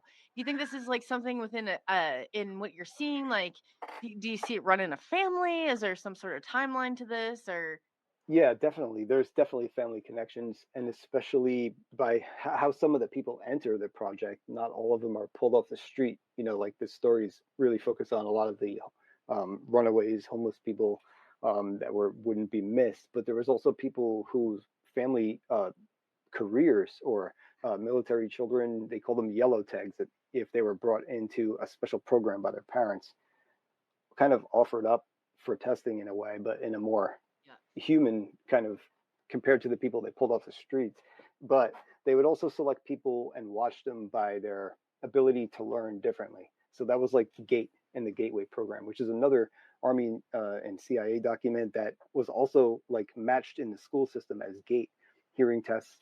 We all had those. Like they pull you out of class, 2 kids at a time, and give you the tones, and those are binaural beats. So we're looking for kids who learn differently, and it was for hearing impaired as well, because that's also included as learning differently. So they were looking for these people that have different patterns of learning, Oh and wow. keeping tabs Okay. on them over the years, and watching what they're going to do, and potentially bring them in some other way later. You can entice somebody. um, you can bring somebody in with incentives, or through a mentor, or through a handler, or an inspirational, could be a dating aspect. It could be any way that they could bring people in voluntarily first, before, like at first they grab people, but they started becoming more refined and more, finding ways to do it more efficiently. And you don't have to destroy all, like some of the people that they probably accidentally did away with were probably good candidates, and they probably realized these mistakes, like thinking like an evil mind controller for a moment. I imagine that they tried to refine their techniques and make them, not better Accessible to because it's everybody. worse, but yeah. Mhm. Yeah, Yeah, they have to so get a range here. you can only Not imagine. everybody that was there is going to fall into this category, but that's how they're going to figure out what your general pop is going to do. They're Yeah, testing everybody. There's yeah. just not a segment of this population that's not being manipulated. And It's crazy. they had eyes and ears in every institution, so it could be religion, business, and military and school, and that's how they find people and follow them over the years. And family line and genetics did have a major part of it, of course. I think on Long Island they had Cold Spring Harbor, where they discovered DNA, and they also, back in the pre-World War II years, were messing with eugenics. So I mean, there's a long history of high science and military all over Long Island, and these people definitely shared ideas and worked with each other, integrated. There was a lot of paperclip sites. So I mean, yeah, there was some crazy stuff that they tried, and I'm sure they kept all the stuff that worked for them. They didn't throw it away when they learned it. So you can only imagine the things that they can do. But yeah, I mean, all that stuff. There's a lot to it, and there's a lot of good. There's so many people that have felt involved, and it's almost like the Montauk effect, I would call it, in a sense, because Oh, like even if somebody, like, I'm just making that up, but there's people no, that, yeah, makes sense though. yeah, because there's even people that just read the story for the first time that don't know anything about this, they start having dreams about it after a couple of times, or they feel involved, or just something about it that kind of draws people in. And there's something to be said for that, because I've heard that so many times from so many people that may be a thing. Maybe it has some kind of memory of a time that changed or something. Who knows what it is, but there's something that people do feel. So you can't just write off that part of it, because I've heard it so much. I've heard it so many times over the years that I kind of believe that there is something to it all. Oh yeah. Not exactly sure, on all the small details, but Well, there's so many. Otherwise, you can't be sure because of you course, have to go through it. It's just like this funnel down, and I mean you're yeah. pretty far down that funnel as far as I'm concerned. But it probably Thank you. all starts going to one Yeah, direction. It's just wow. there's some things I've tried to figure out, and there's some things I'm just not going to even bother to try to come to a conclusion on, of course. Like No, time travel. I did no, find it's stuff as for you on random as Rome. random can be. They're not going to put it right out there, so this is easy to even figure out, or it's like excruciating. So, what do Yeah. you think that the people, the kids, and especially with the new season of Stranger Things, huge Yeah. fan, huge fan.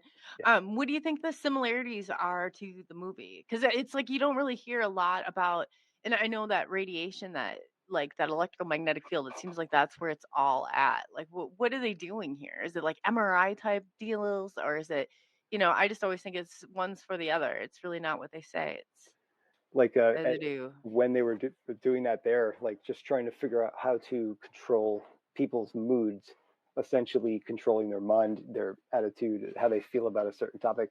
But yeah, like who knows like how many other things they did when they started using the old Cold War fallout shelters for laboratories in the 70s. Because if they did parapsychology down there, it doesn't take up a lot of room. Like you can do remote viewing with like a pad and a pencil and some envelopes or something. So it's like very cheap and very, you don't need like a desk and some chairs. But like the other stuff, I'm sure when it came to studying microwaves, they had a doctor that after when I think they did some of these where they actually used it against people in the LSD rooms, combining psychedelics with microwave, getting hit with microwave, because that's the only place they could do it, when have a radar like this that was just put online, and that was their opportunity to test this thing as they were calibrating it, because they wanted to do this. It was written down in documents that they wanted to, and then their opportunity came and they took advantage of it. So the doctor who treated those people left he left the base, and they had no doctor for like 2 years, and he wouldn't say why, but they said that 18 people were exposed to some kind of microwave. So interesting, in Wow. my old pictures I see there's two hooks, almost like they hung a lead blanket there later to like protect people. But there's some weird stuff in that room. They say like the closet doors in that house, they would lock from the outside, like you could lock something in the closet. Is really weird. And Yeah, I think they like, I've seen so many things and heard so many things about it. And, even like the switching of the timelines and how they just, I mean, it's a whole mind, it's like a Yes. layer. It's just not something they, I mean, this is trickled down, you know? Yeah. They don't come out and the CIA and say, we're really sorry for what we've done to you so far. No, they just picked up another name. The stuff, they're Yeah. not letting go of it. New code name for, yeah, that we won't find out for a while. They split off projects, like you said. As soon as one gets, somebody finds out about it or something, I'm sure they make a few new ones. It springs like new heads. But some of this stuff is easy to guess, but I don't know.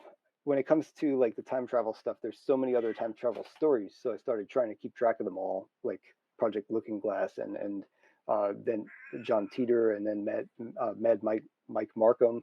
And there's so many. There's like a dozen of them. So I started writing them down, and a lot of them do cross over or involve Montauk, or at least say the name Montauk over the years. So I'm trying to figure out where any of those tie in. And I mean, the original story was enough to sort through from Preston Nichols and Peter Moon. But then when you add like all this early internet lore into the mix, I'm going to attempt to sift through that in that part for once and for all and see what I think. It's a battle in But- itself. And then people don't realize everything we're putting out, like even right now, all this is being transcribed, I found, from AI. And it's just, Yep. so we got to think of what they're going to use it for. So that's absolutely crazy. And then you think about all this stuff. So do you think there was another tower that it was hitting off of? So if it's shooting like 300 degrees and it's going up, down, directional, I guess, all around, do you think that there's like a connection that's connecting? Like, Yeah, there I mean, was how like a far does this net of go? these.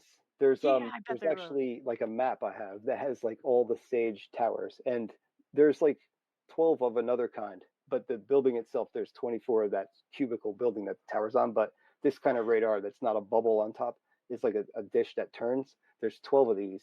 One was actually never left the factory. That was the first one. It was just like sitting on the ground with no tower, just the radar dish. So this was the first one out in the field and the last one standing. But there was literally 12, and they went across the top of the U.S., like all the northern states bordering Canada, and down the coast just a little bit, like halfway down. And I think there was one down in Louisiana, and that was like the net for the U.S., like the whole country. And that was why that was the very beginnings of the internet, because they had to communicate this data across these systems and then to each other. It's kind of crazy. Wow, we're Yeah, like an AI learning. Wow. yeah, well, some part of the legend said that the system underneath Montauk became self-aware at one point. I bet it did. Yeah, and that makes sense for some of the stuff that we've seen over the years and heard on our videos. In the 90s videos, one day, I think it's the 95 video, the entire day, like in increments of time, you keep hearing this crazy transmission, and it sounds frantic, like the voices are kind of distorted, and they sound like somebody's like, it sounds like an emergency message, and it's like over a radio. So it sounds like you hear the effect of like a voice over a radio, but they're like, there's one part of it, he's like, go, go, go. They says something, and then you hear this guy saying, go, go, go. And it just, this over the day, it's the same exact message. And it's when we stop talking on the video and like people stop kicking stuff on the floor, you hear this thing come through every once in a while. So I was trying to isolate it and boost it and hear what they said, but I feel like it's this transmission that's on just like auto repeat down there somewhere in like some destroyed part from that day when the base went up, went down in flames essentially, or flooded. Scuttle procedure was to flood a lot of the electronics, but there was supposedly a big, a really crazy day there where everything was destroyed and people were hurt and shots were fired, and it was just like kind of like a Dulce situation, but versus Junior is how the one book describes it. But others describe, the people that are in the Montauk chair sabotaging the project from within, essentially, and causing ruin to the base, total evacuation. So it really sounded like something like you can picture as part of that. And then another time, there's this other alarm that goes off on the base in the computer building, and it sounds like an old, I guess it's like an old Cold War early warning alarm.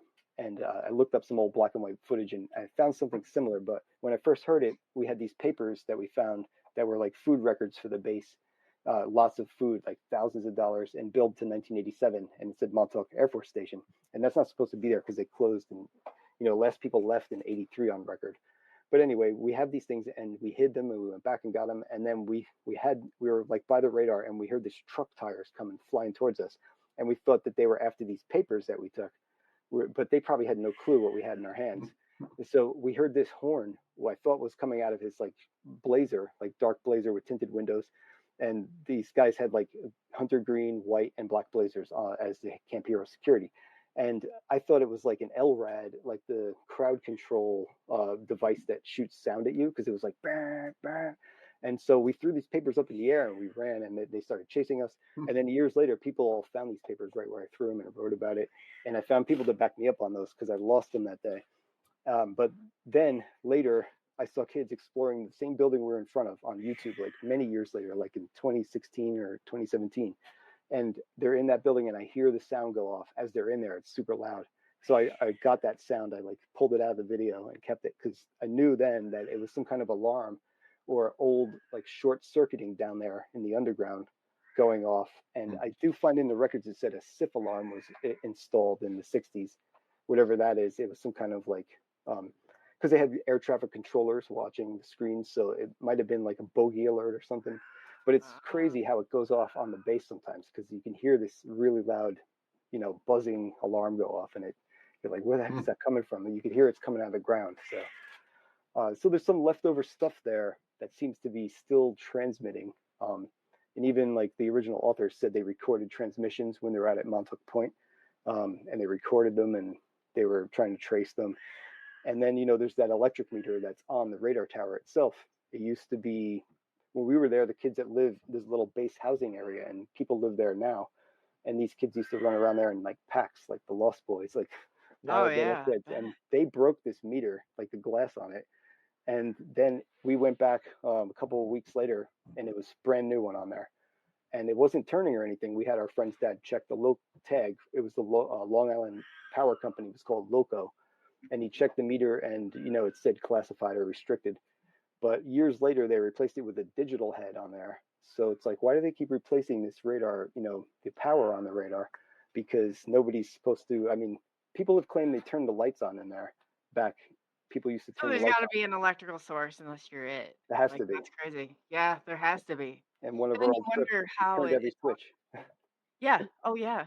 I mean, they didn't before they charged for electricity. I worked at this place, and it was like a zip line. I'd love to do it during the summer. Just like exercise is good for the soul. The But meter reader. it's electric train coming from way down. I mean, I'm just like, what am I doing here? My sister did it, and she was complaining about these cave crickets in basements. Like some meters are in the basements here and under the street, like in a Main Street type of area, and go down there, and they all shoot off the walls at you when you walk through the cave crickets. They stay on the walls and bounce off. They call them spider crickets too, but they're pretty terrible. I don't see them out at Montauk, which is good. But they're probably all dead somewhere. Who knows? Eaten by the ticks. I know.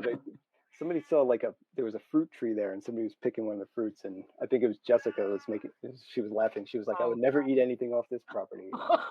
She's got a funny sense of humor. It's true though. I mean, because it was literally a toxic Superfund cleanup site for many years, and it's like on the registered like Superfund sites. They spent millions there cleaning up like all kinds of stuff at Camp Hero.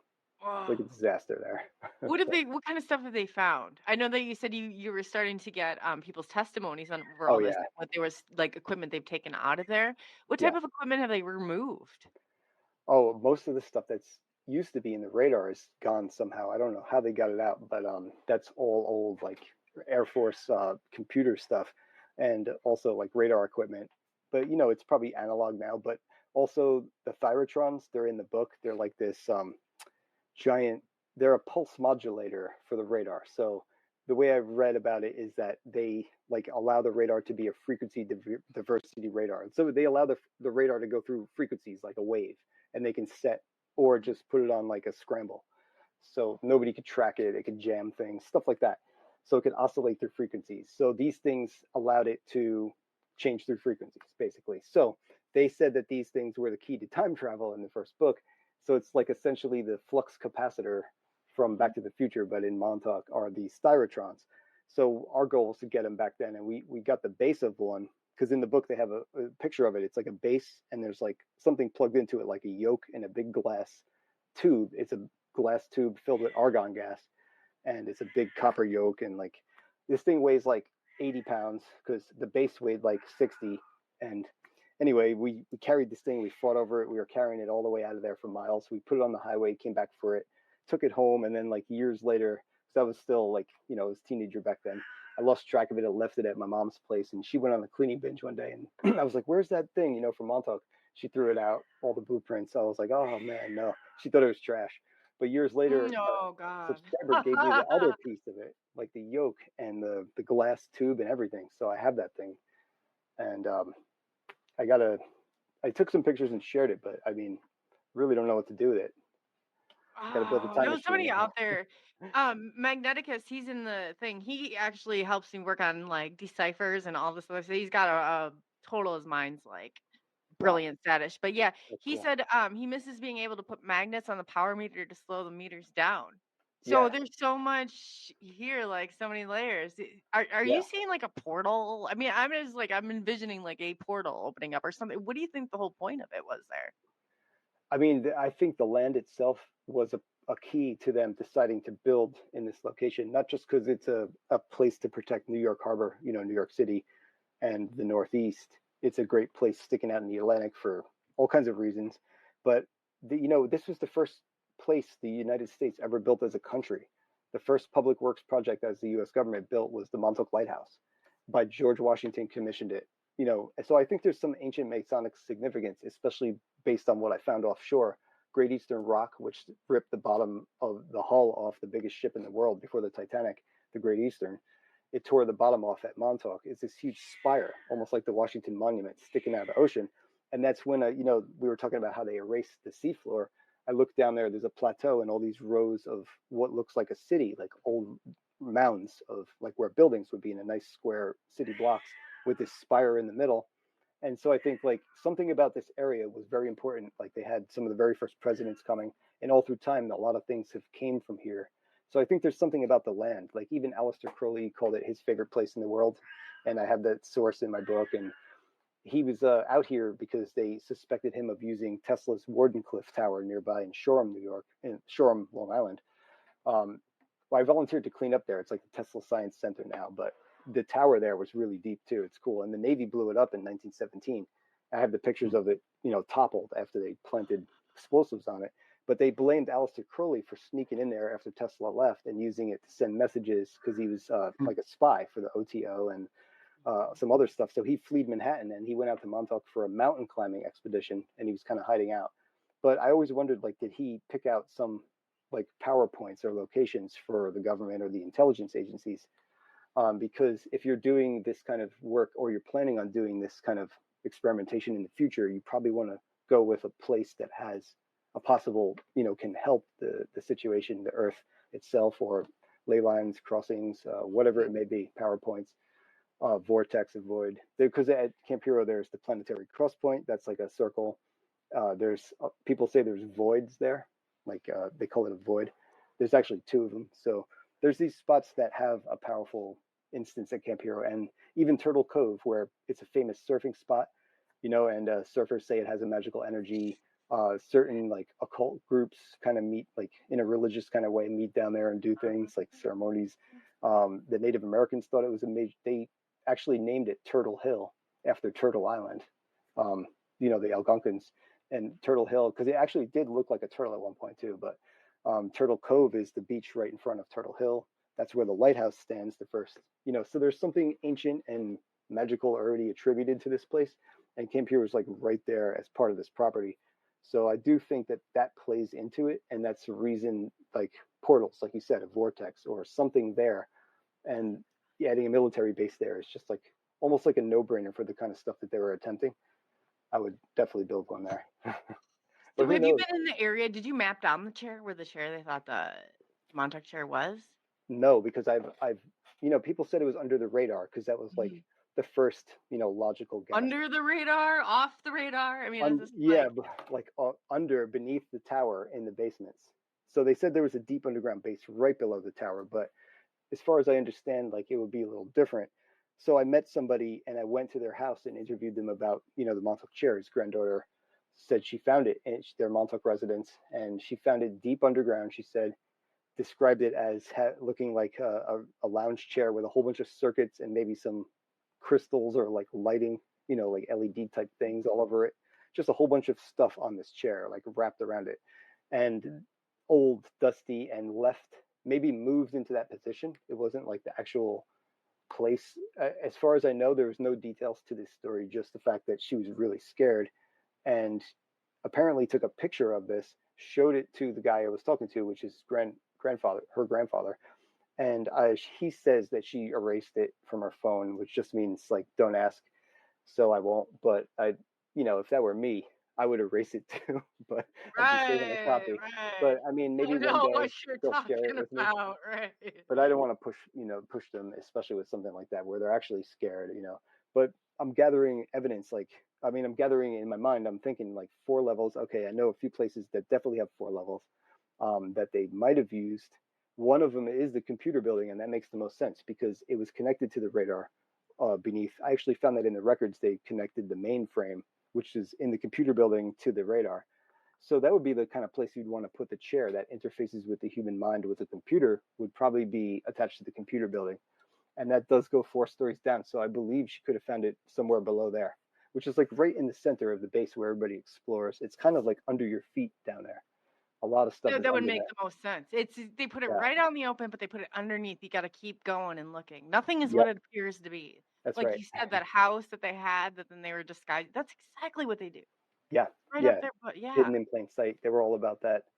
The church is the gym looks like a church, stuff like that. They disguised everything. Oh, it's so true, too. Last time you're on it reminded me of like this when I was researching, and they're like, no, they put out a big circus tent, and that's where they had this Yes. really, side like green. I'm like, wow, it's like That's a that's great idea. exactly what they do. Yeah, it's like right out in the open. So you got to look and you got to keep going through and noticing all these changes. Yeah. But wow. I mean, Like, how do you so you probably I'm sure so much more of this is gonna surface once that season is released of Stranger Things too. I mean, have you thought about where it goes from here or what you're gonna do on that 75th visit? I think in that one, I'm just gonna like locate this one little cubic bunker that's in the ground that I've been looking for all these years. Everybody wondered what they did with it, and I finally realized it was so close to where I already was. It was like 10 feet away. I found it on the overhead Google Earth again. So I'm just gonna go there and check out a couple other things on that road about the underground. It's this really cool road where we saw some interesting stuff in the woods once, and also we found a cannon there from the colonial times, made of like mortar. It's just a pedestal for a cannon, but it's there since the 1600s. So that was cool. I think we're going to go back there and do just like a small visit because all the visits before this, even before the 75, the latest, like the last like 20 of them have been really exciting, long days where we went multiple places with so many different people from all over the place. And so I think this last one will just be like a kind of chill one, I think. But I'm going to Well, keep that's pretty writing big though, down. because But you're coming out with this map for the yeah, people. And two, I say we're rounding up an hour too. So I appreciate it, Brian. And Brian's gonna be back tomorrow. We're gonna do yeah. part 2. But before we go tonight, I want you to tell everybody where can they find you, where can they find these books, and where we expect, because by tomorrow I'll have all this out and I'll make sure. But underneath I have your links for your Thank book, for your ebook, and where they can find you. So on Facebook and stuff like that. Yep. But go ahead, please tell us like a little bit more about that, what they Sure. look for, where they find you. Thank you. Yeah, so you can find me on YouTube where I mostly make videos about Montauk trips there, adding in details everywhere that I can, kind of make it my own spin on it. That's YouTube is Montauk is Strange. Also, if you want to see my photos, mostly photographs that I put up, I've been taking them for years. I have like thousands, but I try to use some of the better ones. That's Instagram, also Montauk is Strange. And then if you want to email me about something, it's montaukusstrange@gmail.com.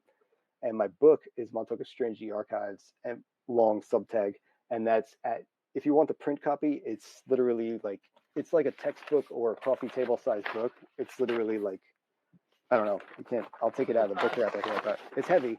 So this is only, if you want the print copy with like tons of blueprints, pictures, it's on bookbaby.com. And they'll print you your own copy and mail it to you one at a time. If you just get one, of course, they'll mail you your own. They'll print it on demand. And then I also have the ebook, of course, on Amazon, which is Montauk is Strange, and it's pretty easy to find so far. I think that's it. I mean, I might have some And other. the Oh, e-one Facebook. was 01, wasn't it? Montauk is Strange 01. They wanted the e-copy of it. 01, I think, is the URL that has an 01 after it. Yeah, I just remember seeing that. So I'll get your Okay. email address, so montaukisstrange@gmail.com, and you have an Instagram at montaukisstrange, right? Yeah, at Montauk is Okay, Strange. great. And then YouTube is Montauk is Strange. The book is Montauk is Strange, and the ebook. Everything is the same for now. And I do have a Facebook book page, and also you could, find me on Facebook under my name as well. Yeah, Working on that. absolutely. So we want to thank you again, Brian. We're going to Thank go you. ahead and we're going to Yeah, roll thank with you. part number Awesome. 2 tomorrow. This will be Yeah, exciting. I have some stuff for you tomorrow on Rome. Oh boy. Yeah. Great. Yeah. I'm waiting. Okay, cool. Well, thanks again. We'll Awesome. see you Thank you so tomorrow. much. We'll go ahead. But yeah, Brian is absolutely wonderful. He has blown me away with all the research and everything. Rodney, are you near him? I'm in central New York, right in the middle of New York State. It's about 3 hours. He's closer to Pine Bush than I am. And I can't wait. You said he's going to talk about Rome, New York tomorrow. He's got me hooked up. I can't wait. Oh, yeah. That's dangling the carrot, isn't it? It But yeah, really is. yeah. Oh, wow. This is absolutely great. And then, too, like just the point of all these frequencies and how we're all, affected and how just the web literally the web over. It's just like one thing tumbles, another tumbles, but poof, he's got a handle on this. But yeah, it'll be so exciting. We'll go ahead and go push forward with part 2 tomorrow. And Yeah. poof, that was great. Yeah, this is great. Well, everybody, thank you for watching and thank you for taking the journey into the unknown with SNX Radio. And we will be back and see you tomorrow night.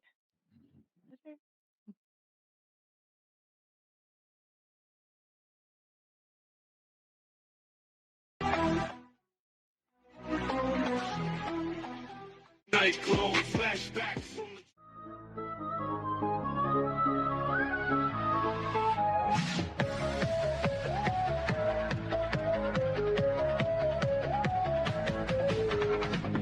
In the still of the night when shadows creep, whispers of secrets and silence seep.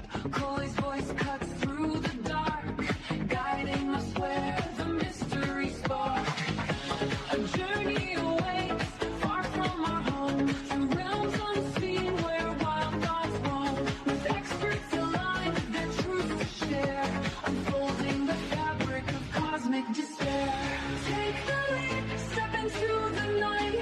With SNX Radio, we will ignite a symphony of strange where the bass drops low, journeying deep where the unknown flows.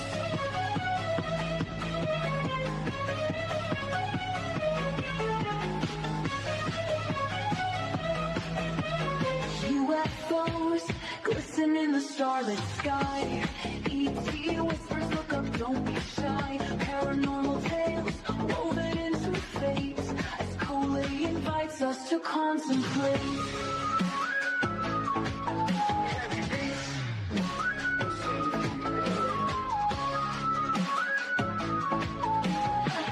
Feel that chill when shadows align. Experiences unfold one of a kind. Off-world encounters, truths they must find.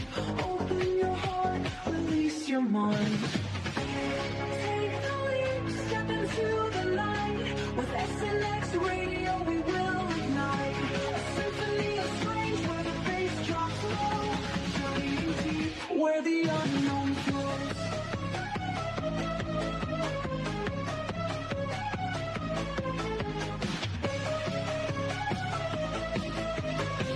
A life beyond the veil of sight, where secrets kept from our human plight. Coley's conversations stir the thread, an awakening call for the living and the dead.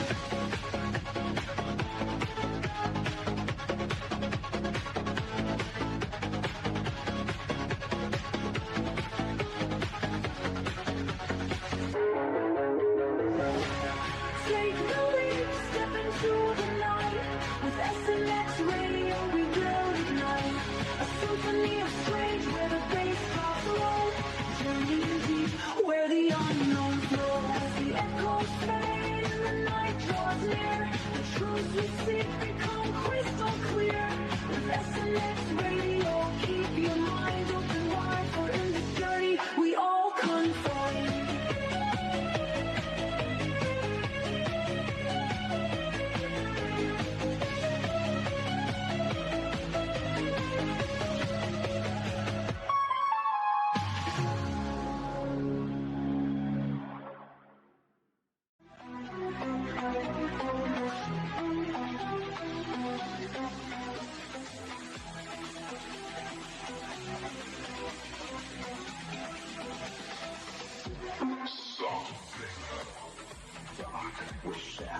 play.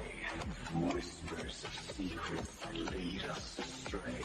Lights in the sky, they flicker and fade. Questions arise and truths are betrayed. Echoes of voices from ages long past. Glimmers of knowledge ready to last. Chasing the night where the wild is roam. Are we alone or are we headed home? Mysteries, dances in the dark. UFOs shining, igniting the spark. Aliens calling from faraway lands. Cryptids and Sasquatch, just take a chance. Illuminate the skies and break down the walls. Secrets unraptured, ancient calls. Together we rise, we won't be alone. Exploring the unknown, it's time to be shown. In every heartbeat there's a story untold. In the stillness, the mysteries unfold. Off-world entities drifting through time. Paranormal whispers so hauntingly sublime. In the silence of night, there's magic to find. Embrace the enigma, let go of your mind. Eyes in the woods, they dance in the mist. Cryptids and legends, a chance we can't miss. Conversations with experts unravel the threads, connecting the tales of the living and dead. From the depths of the ocean to the stars are high, the stories we chase will never die. Every encounter creates and remakes the fabric of life intertwined with mistakes. Mysteries, dances in the dark. UFO shining, igniting the spark.